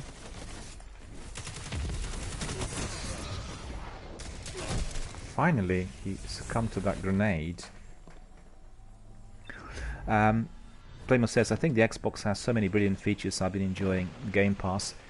The Game Pass is the best on earth. It's incredible, because they rotate games, and they have the Ultimate subscription, which reduces the outgoings, and then you have also, you know, fantastic choice of games, really. You have many blockbusters, everything is downloadable, so you can play it and stream it if you're a streamer, and you know, that's really awesome. I think Ultimate subscription is the best that they offer, and one of the best things in the gaming industry, and also I think it's the future of the business. Once they introduce Xbox, the xCloud, you know, they're just going to change the face of the industry altogether, because we'll be able to access games from any platform. Everything is going to go to the main server, and I'm sure that there's going to be also competitive pricing, as they'll be expanding on the number of users. So really looking very, very good. You captured Zone B. You have advantage. Same here. I played lots of games on Game Pass. One game I really want to play is Gained ground, but it's not over. What is it called? Plague Tale. That game I want to play. I've not played it. Zone B lost. Looks really incredible, like a proper Zone RPG. Also, what's it called? Kingdom Deliverance. This is like an adult version of Elder Scrolls, so really quite curious about it. You see, these guys are on a faster internet than me, and they're not dying. My hits are registering like second half later to what they should. And that's very annoying. I'll need to join another team in there, because I think I'm being stuck several, well... I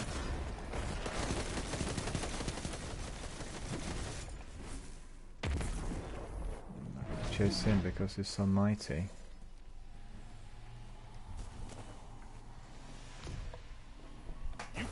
Zone C.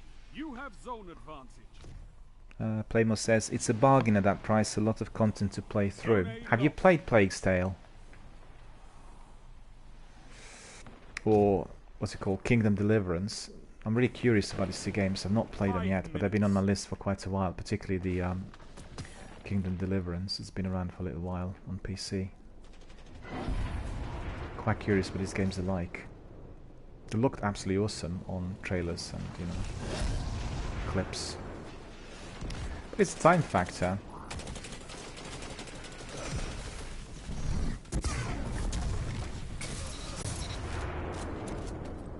Oh, thank you. It worked. It's pretty good. Let's see what he's gonna be. He's not chasing me though. Zone A captured. Zone advantage is yours.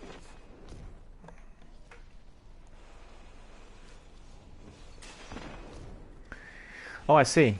Playmo says that he meant the Division 2 was such a bargain. Absolutely, yeah.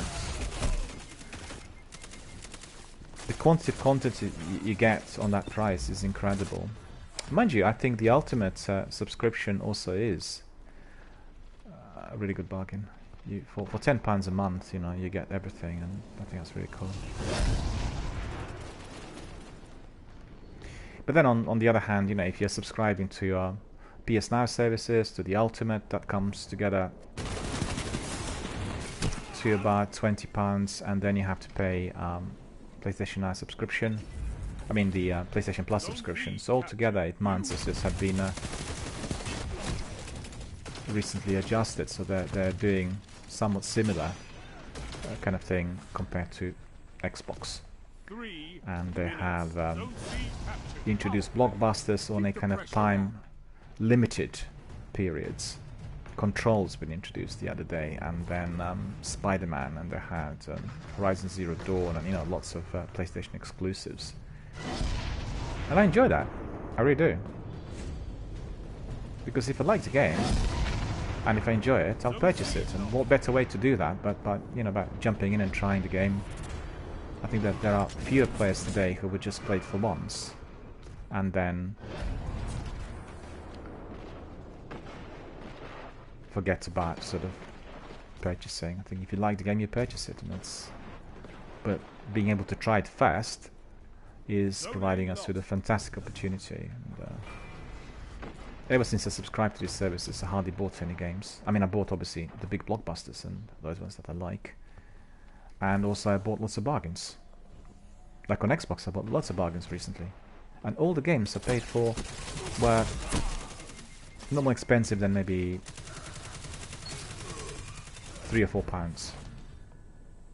They were even selling Anthem, the Legion of Dawn, for £10 during the Easter break. It's incredible. I mean, like the Legion of Dawn edition of Anthem is a massive game. It's very good, really, for £10. But I still need to try and see what it looks like on Xbox, because it didn't really work at all on PlayStation. So many technical problems. But,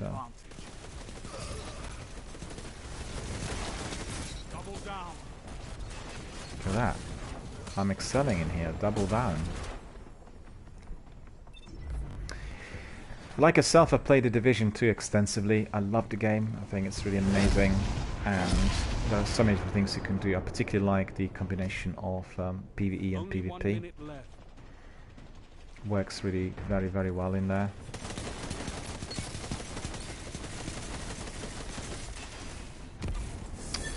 I hate to see that. I really do. Like, he's taking my hits and hardly reduce it. My hits hardly reduce his life, and then literally within a split second he's back to normal, full life. I mean, Zone B lost. 30 seconds. Zone C captured. Zone advantage is yours.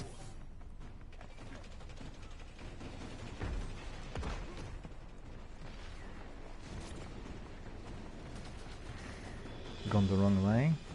10 seconds. And this is a defeat. This time. I need to leave this crew because they're all on very, very fast fiber and I'm suffering. So I'll have to be choosing another lot of people there.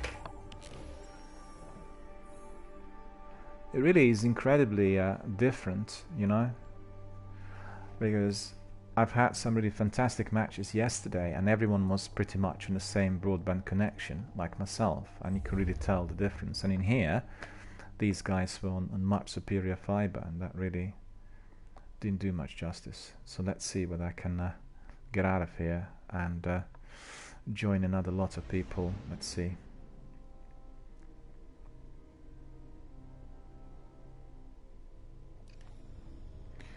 We'll go to another random selection. It's going to be control again. Mind you, I want to see whether I achieved anything in there with my quests. Okay, I did achieve something in the zone. Capture zones. Ride the lightning. Capture that, okay. These ones melees, and that's all just absolutely nothing. Okay. Probably need to go to a different activity, because in the Crucible I'm not going to be able to do much of this. Doesn't matter. We have here laurel points 12%. I collected some laurels. And I'm collecting, it's funny, I'm playing Warlock and I'm collecting laurels for Titan and for Hunter in abundance. And for Warlock, hardly any. Really annoying.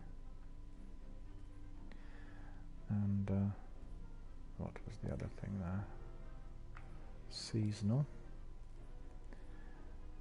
On your laurels. Oh yeah, it looks like I did complete that quest. So what happened to it is the question.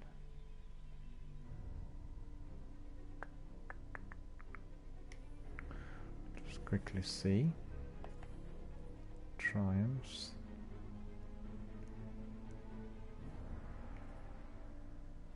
%. Gonna be stuck in here until Christmas. By the looks of it. So it's a lengthy grind. Stat trackers.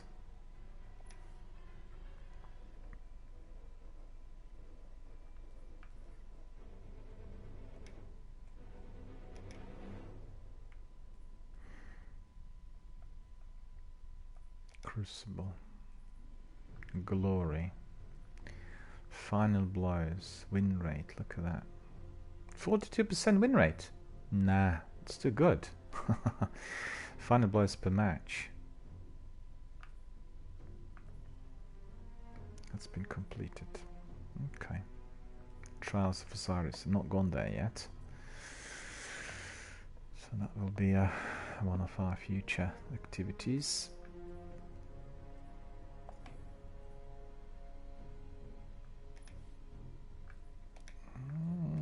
Swords. This sword. Honor's Edge. But this.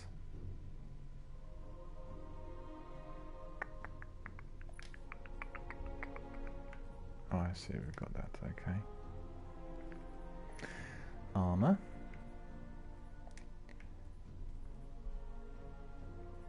Oh, this one, like I picked up his boots earlier on. Okay. Mods. General. Overload rounds. Okay. Alright, back to control. Bit more action. And then at 5 o'clock we'll have a break, because every day at 5 o'clock I'll be watching, well, I am watching the official press conference and learning all about what is happening out there. My heart goes to everyone who suffered from this dreadful disease, COVID-19. So many people around the world perished during the last few months. It is absolutely heartbreaking. And unfortunately in our country we have a very, very heavy toll. Heavy toll from hospitals already, I think, reaching 18,000, and that's just from the hospitals alone. And then once we get the proper ONS stats, that would basically combine all the other deaths from the community, it's likely to be much higher than that, sadly, distressingly. I also can't believe that so many people from the frontline staff community of the NHS contracted the virus and died. That's just unfathomable for me. I mean, unthinkable. I can't understand as to why that was possible. But there's got to be another reason but the personal protection equipment. I think there must be something about the viral load or the contagion levels of that virus which would have caused it.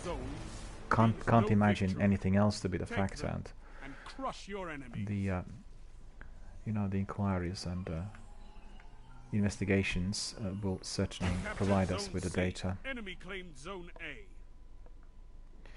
Okay, so let me just excel in this match. Zone B captured.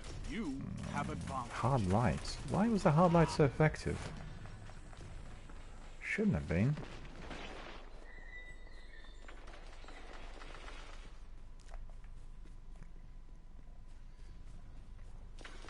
Zone B lost.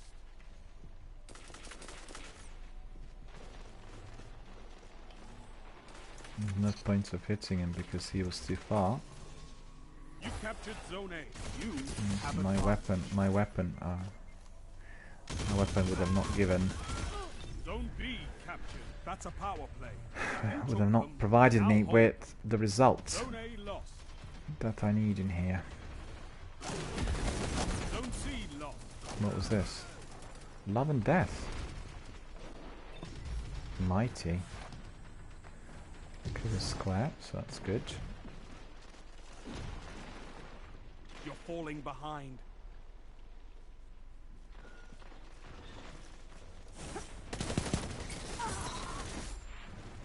You see, he is on a slower internet connection compared to the other guy. You captured Zone C. You have zone advantage.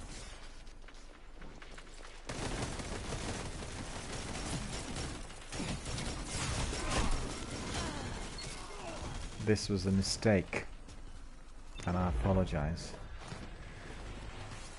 He must have been just behind that other guy. Zone C lost.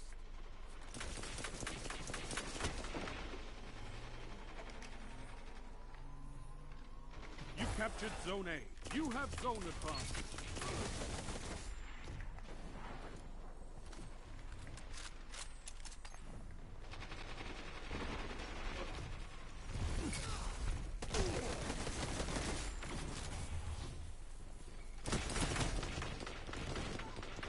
Zone B lost.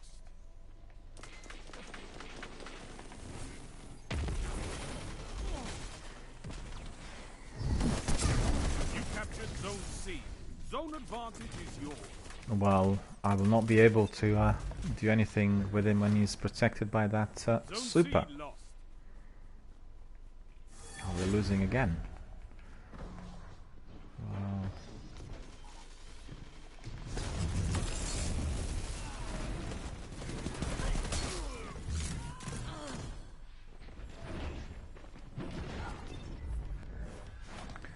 We better smarten up,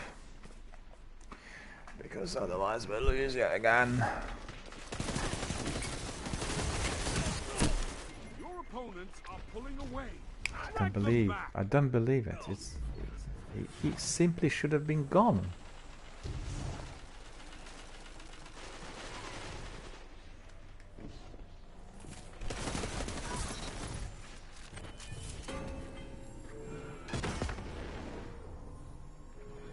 You captured Zone B. Zone advantage is yours.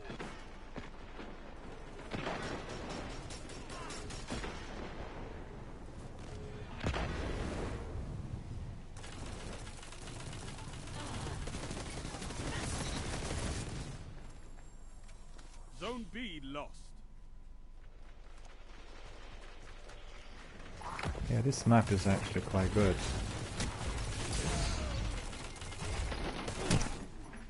Should have used my super on him. Zone C captured. You have zone advantage. We need to catch up. We need to catch up.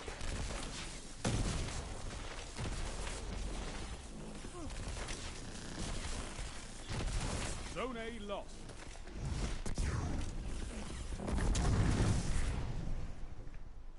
Didn't go into this hole, this silly bomb.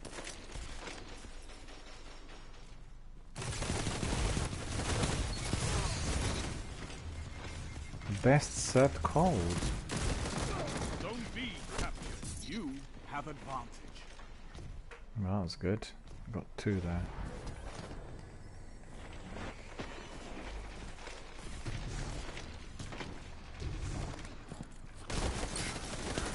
Only 5 minutes left. What was this? Those slices in there.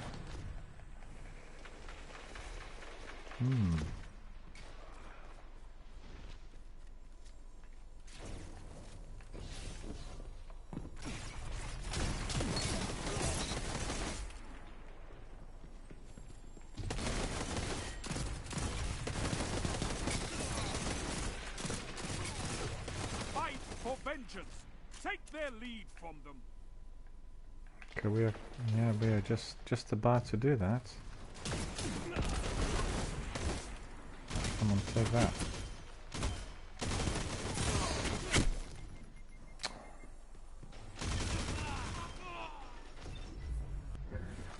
Blade. Zone C lost. Zone A captured. You have zone advantage.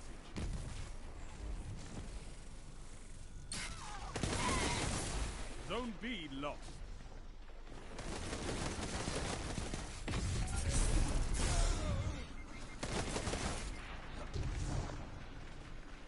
Where did he go?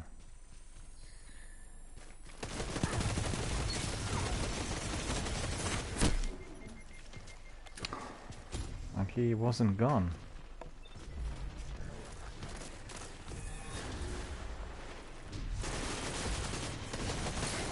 You captured Zone B. You have advantage. Zone A lost.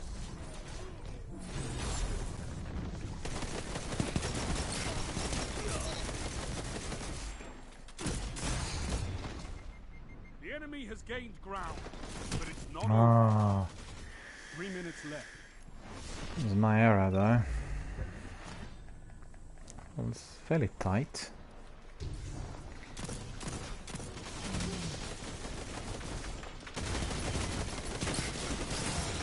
Zone C captured. You have zone advantage. Ah, that's what you call being in a sandwich. Zone B lost.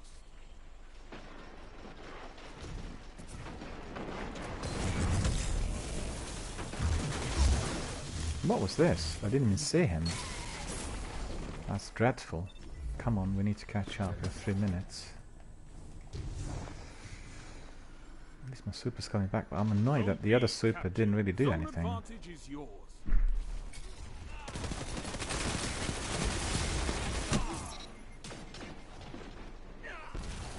At least I got one of them.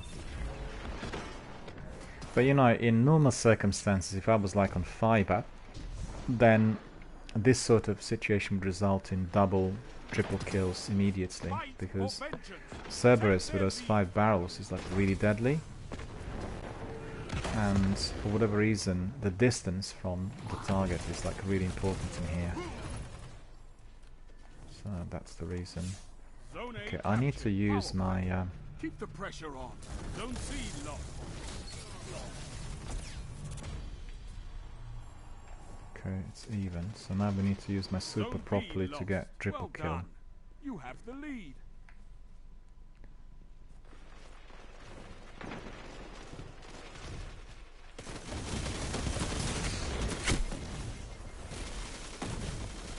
That's annoying. Should have used my super. I thought he was a lion, you know. That's what happened. Let's win this one, shall we? You're falling behind. Only 1 minute left. Zone C captured. You have advantage.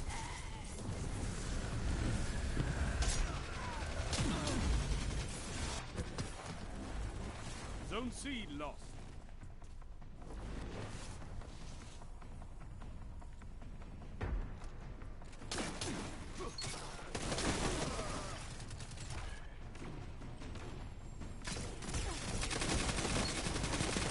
You've got 30 seconds.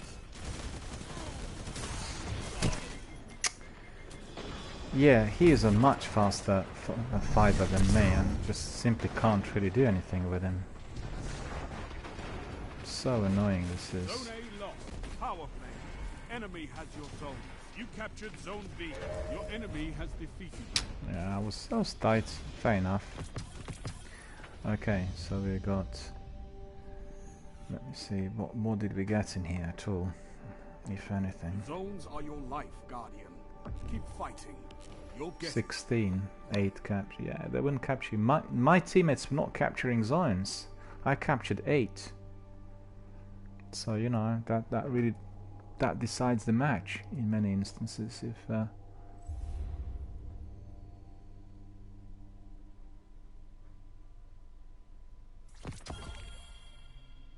season progress, Valor rank up, Fable 3 season 10.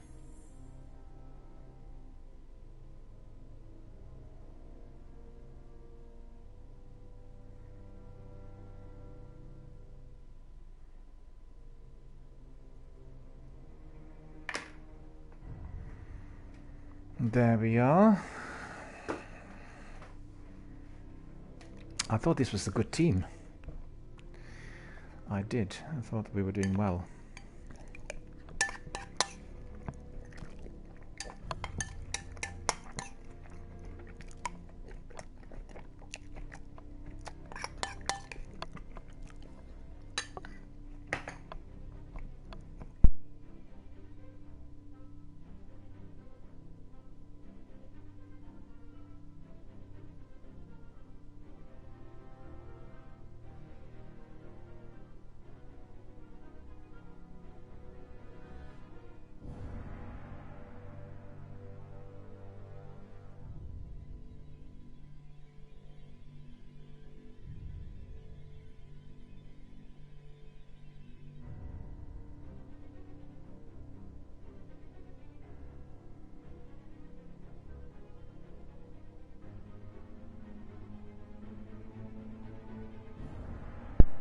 It's funny how it works, because sometimes you stay with a good team for a little while, and at other times the game just chooses some other people who are being thrown in. There were lots of complaints about random selection here in the Crucible, and Bungie promised that they will create a new algorithm that will be kind of bring people in together according to their level and skill, and I think that does seem to work sometimes. I did see that, certainly yesterday. But it doesn't always work. If there are fewer people in there, it's more difficult to get into certain rooms, i.e. if you're waiting for a longer period of time. And certainly I think the Crucible here in the sequel has been massively improved. Matchmaking is all. I mean, why would you want to be thrown in together with people who spent like 2,000 hours in the Crucible? Stand no chance, particularly if you're on a slow internet like myself. Particularly in the original Destiny game, it's slaughter. You just get destroyed immediately. Personally, I much prefer the Crucible here in Destiny 2. That's to do with my setup, but had a lot of fun really in the Crucible here. It's been almost impossible to do it successfully in the original game. Is due to the internet speeds, and obviously they've not done any work on the Crucible there for many years, and it just is as it always was, and that exactly is, I guess, a problem for myself. But people preferred the other maps and the activities for various reasons, but for myself I'm definitely more inclined to the sequel as far as the PvP is concerned. I think content-wise I'm not biased. I like both the games. I think they provide us with a different type of content. There are fewer things to do in the original game. I think in the sequel we have a variety of content, and it depends on what any player really wants to be doing at any given moment in time, so you can really schedule yourself what to do at what time, and there's something for everyone. I think for people who don't like PvP as much, they can do Gambit, or they can do Escalation Protocol, you know, with Gambit having a bit of both, and it's very enjoyable. They don't have to be doing any enemy incursions, because if they are on a poorer quality internet then they wouldn't be able to do it properly, but still they can enjoy the activity. Or they can do Escalation Protocol and the bunkers and the towers and all other things if they really want to be excelling with PvE. So, you know, plus many other missions and patrols, adventures, events, is lots to do. But I think lots of people will say that after you've gone through the motion of doing all activities, you know what they're like, you may become a bit dissociated, a bit detached. I think that's the trouble for anyone anywhere, regardless of the game they play. But I've not tried Fallout 76, but I think they really worked hard on that new RPG story-based content, and that will always keep people going, because it's like a new chapter, it's a new story, it's something new happening. And I think the Crucible could be tied into that, but you know, it's down to obviously the developer to do it that way.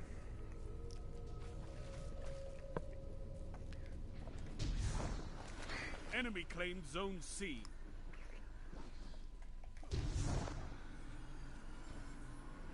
Zone A captured.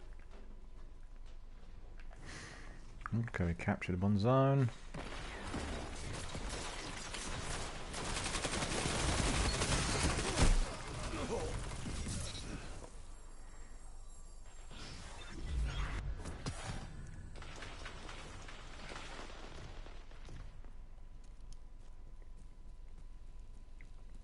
Enemy claimed Zone B.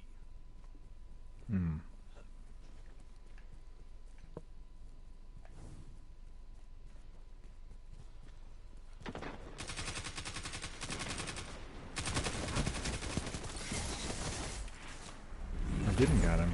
That's annoying. Zone C captured. Zone advantage is yours. Zone A lost.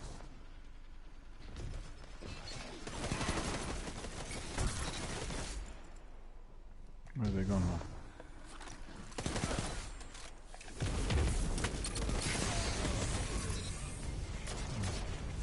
Thank goodness that something worked. Macaroon got me. Well, that's not funny.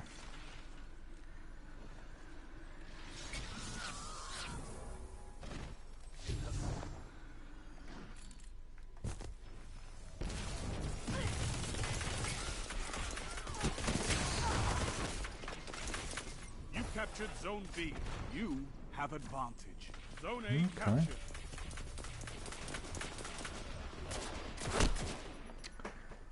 That wretched reload really got me a couple of times now. I'm very annoyed because yeah.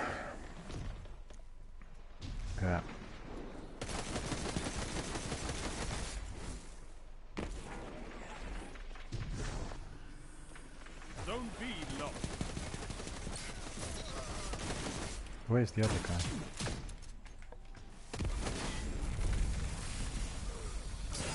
You captured Zone B. You have advantage. Zone C captured. Power play. Keep the pressure on.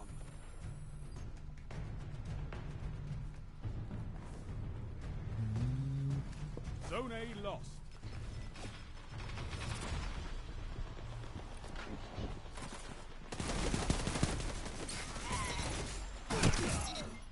Got him.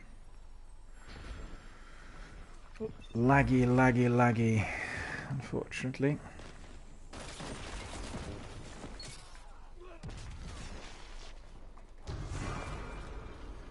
You gained the lead.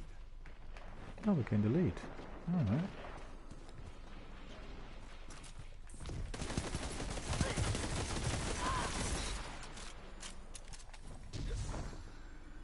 Zone C lost. Okay.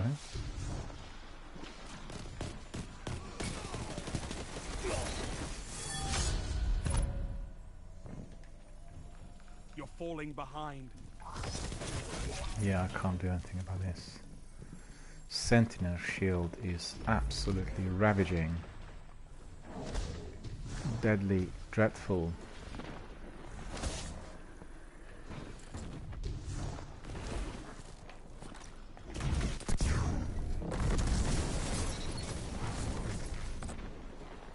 Zone B lost. It's a power play. Get those zones back. Now he's got his super on as well, but there's no enemies.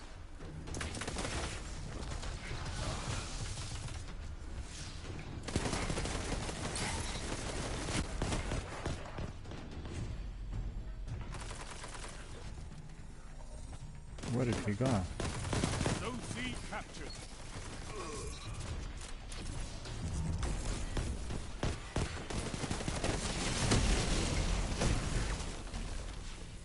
Feast of Havoc.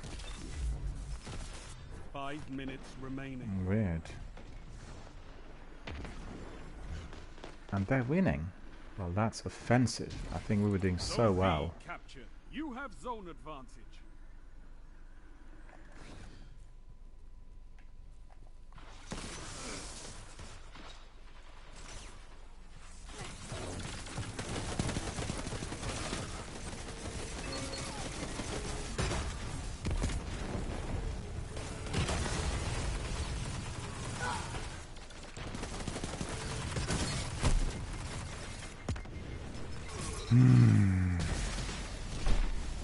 what annoys me is that I can see that the French players are so much superior due to the internet speeds here today.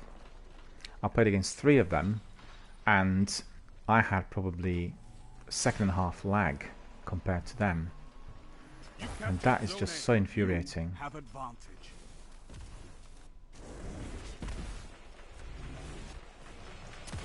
Okay, we definitely need to catch up. B lost. Where is he? There. Hang on. Why was he jumping next to me? That's suicidal.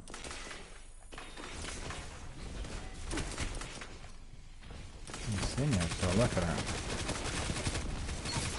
What can stop you if you fight together? Nothing. When we fight together, we win it all. But in this instance, we are still losing. Let's just win the game. Where is it? 3 minutes.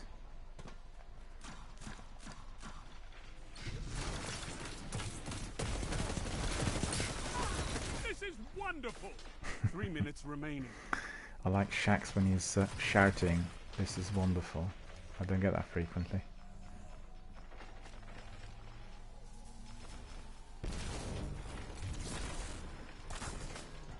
You captured Zone B. You have advantage. Well, he was late because I captured the zone, so that's good. Zone B lost. Come on, C. Oh, still winning. How can that be?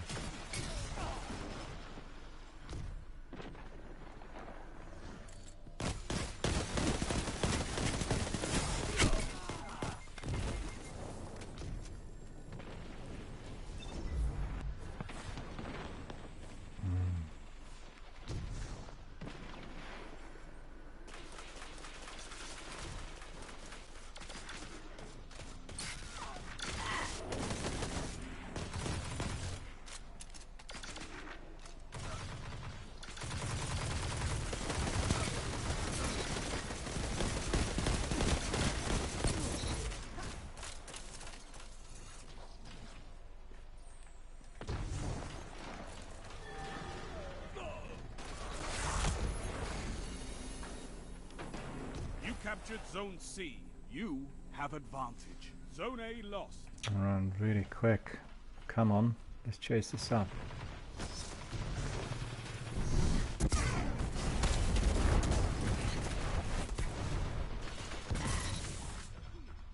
Yeah, that another bomb killed him there. Ah, that's again looking like a quick defeat. Zone A captured. You have zone advantage. 1 minute. Hit them hard. Where is he? Double Where is down. he? He was just behind me.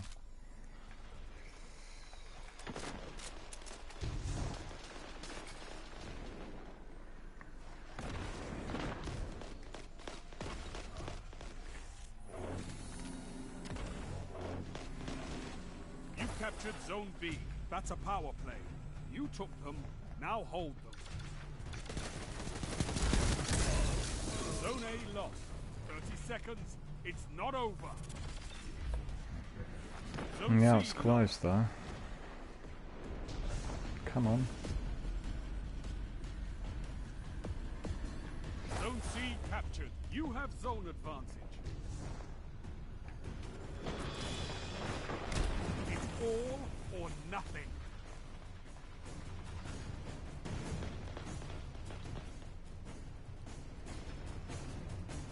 Rise from this loss and fight again. Ah, so close. Ah, that was so close. 3 points difference. Ah, that hurts. The best thing about being a guardian is you're never truly beaten. Well, I've done well. 24 kills, 6 captures, so I'm happy. We'll stay in the same team if possible.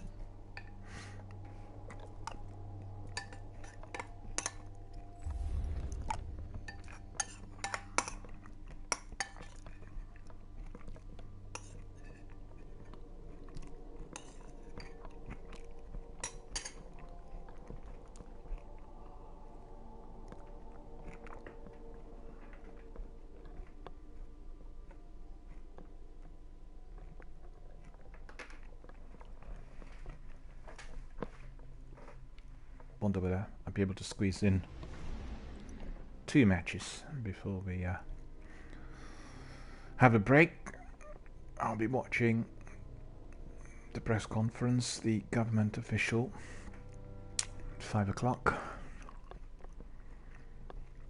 Watch it every single day. Hoping for some good news on the vaccine front today, yet again. Because if I'm not mistaken, we should see the human trials starting from tomorrow morning. So that is not that far away from us. And let's pray that all the tests with the vaccine are going to be giving very, very good results. Mind you, the scientists are very optimistic. They feel that they have a good method, considering they were researching the 2 strains of this coronavirus already previously, so it's not completely new in terms of the vaccine approach. But the virus itself is brand new. And that is where we will have to see how the vaccine performs on the humans. It really pains me even to consider that had we had the vaccine, that so many different lives would have been spared. But then on the other hand, that's what happens with illness. You never know, you know. A brand new virus obviously could have not been detected previously and could have not been avoided.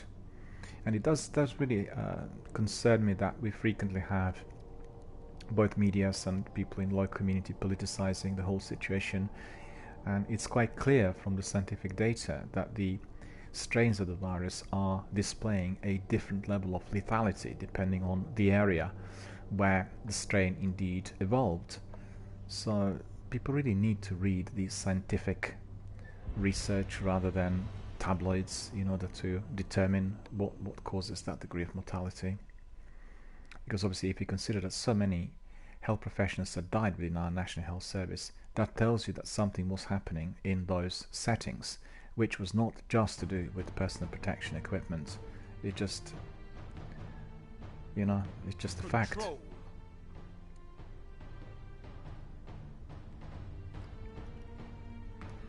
But then some people prefer to read tabloids, sadly.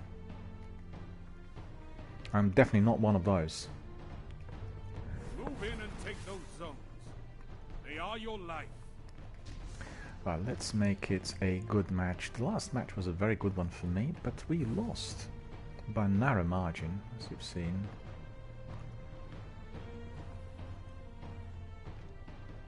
I was going to... Enemy claims Zone C. Enemy claims Zone B. Double down. Zone A captured. That was incredible. What a start. Double down in my first encounter. Even triple. You captured Zone C. You have advantage. Well, in this instance, I couldn't do a thing. I was asleep, actually. I should have just looked right. Zone B captured. That's a power play. You took them, now hold them. Zone C lost. Like our friend Sekapupu say, we'll mercy them. Hang on. Oops.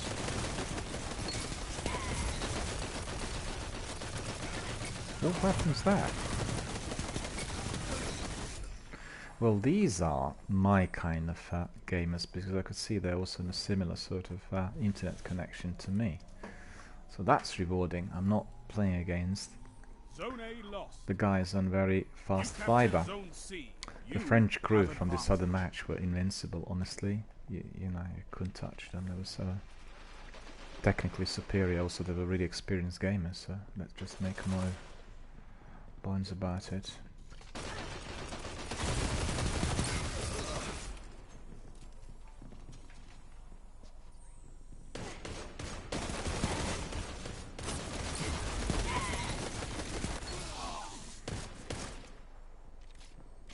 Well, him I should have eliminated. Honestly, I should have.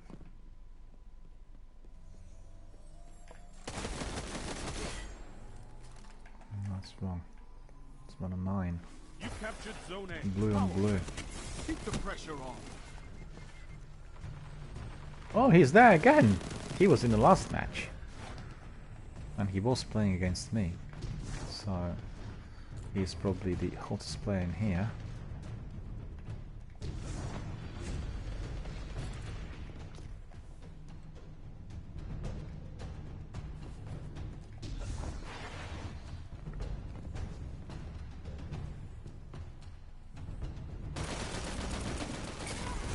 Your advantage grows. Stay strong. Zone C lost.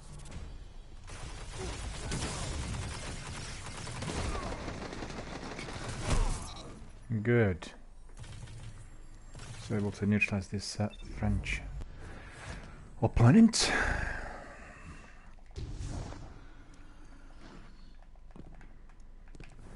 Because I really enjoyed Guardian games so far, really good fun. Really a good addition to the usual.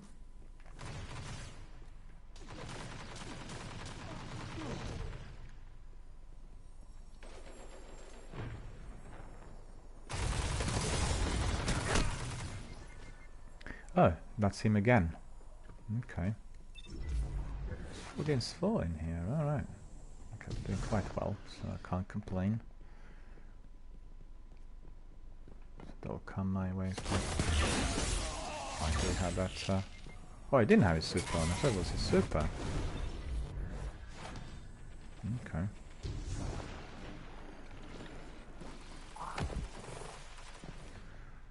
Just want to see 2 or 3 guys together. That's really the best for the use of my super.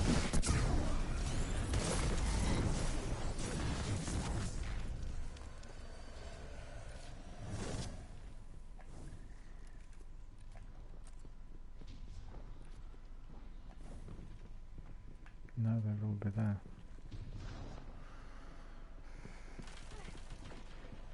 Watch out. Oh, well that was tricky. They were flanking. So these 2 guys must be playing together. Let's see. Playing together? No. It must be a team.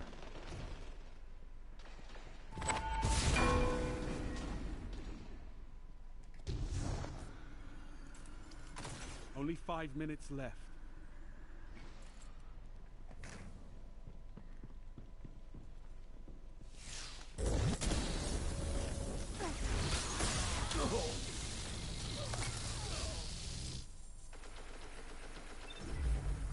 Okay. Come on, let's just rock and roll.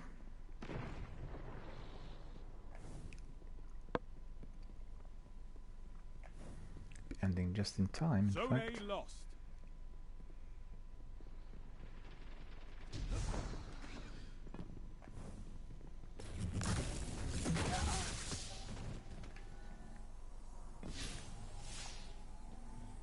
Zone A captured. You have zone advantage.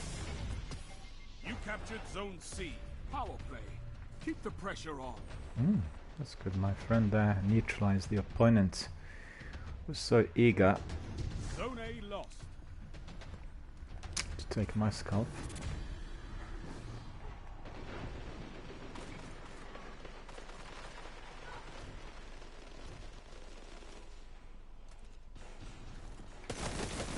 There he is.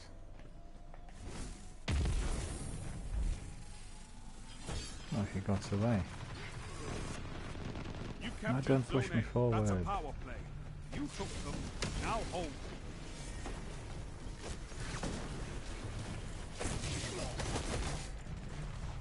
Zone C lost. Okay, we're doing alright. Can't complain.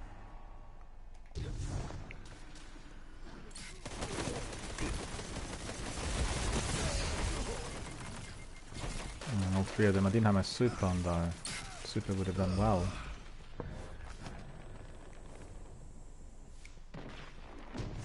Three minutes remaining.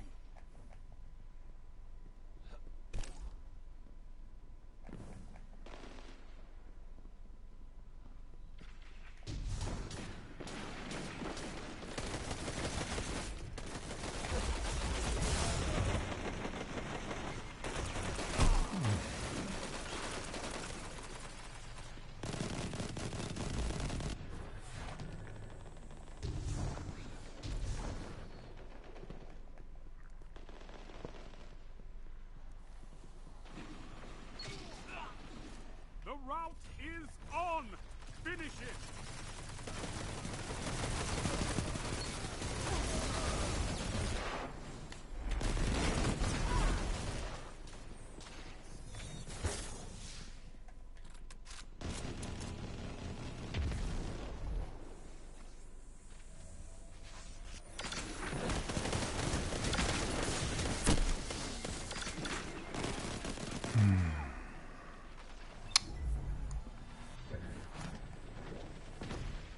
Okay, we're winning, but I'm not quite happy with what I'm doing in here. To admit.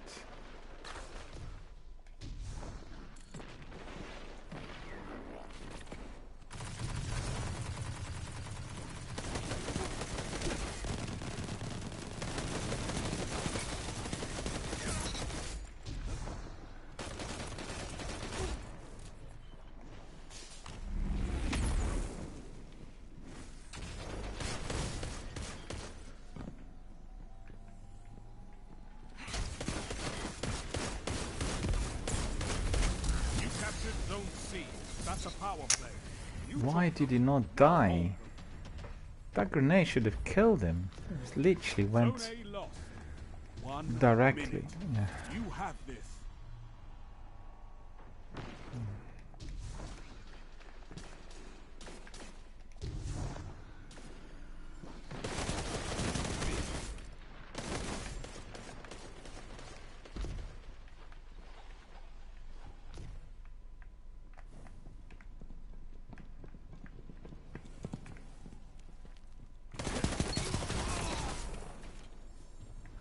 Thirty seconds remain.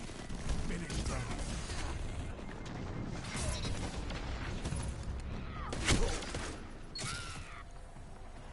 Okay. Double kill, I think it was. I think. I'm not sure. 10 seconds. Take this. You captured Zone A. Power play. Keep the pressure on. And that's it. Sound tactics bring victory. Some tactics bring victory. Alright, so let's see what we achieved here.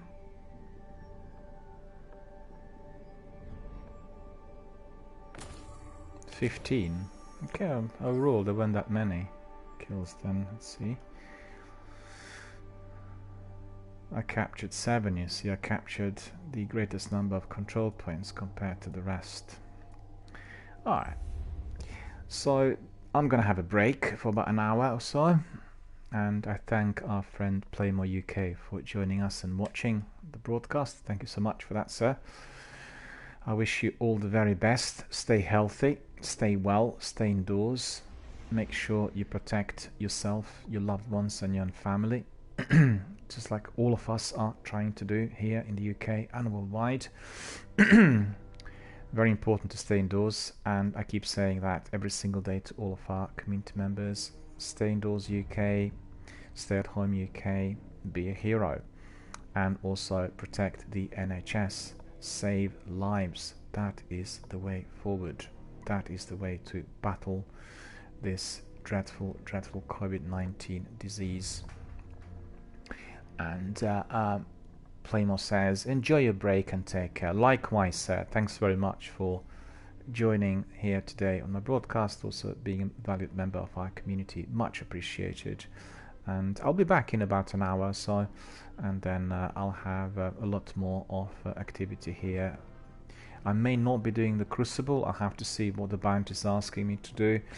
There'll be other activities, but we look forward to that. It is definitely a very enjoyable new addition to our Destiny World Guardian Games. This is, for anyone who just joined us, Guardian Games started yesterday at 6 o'clock PM UK time, and we've been really enjoying the activities so far.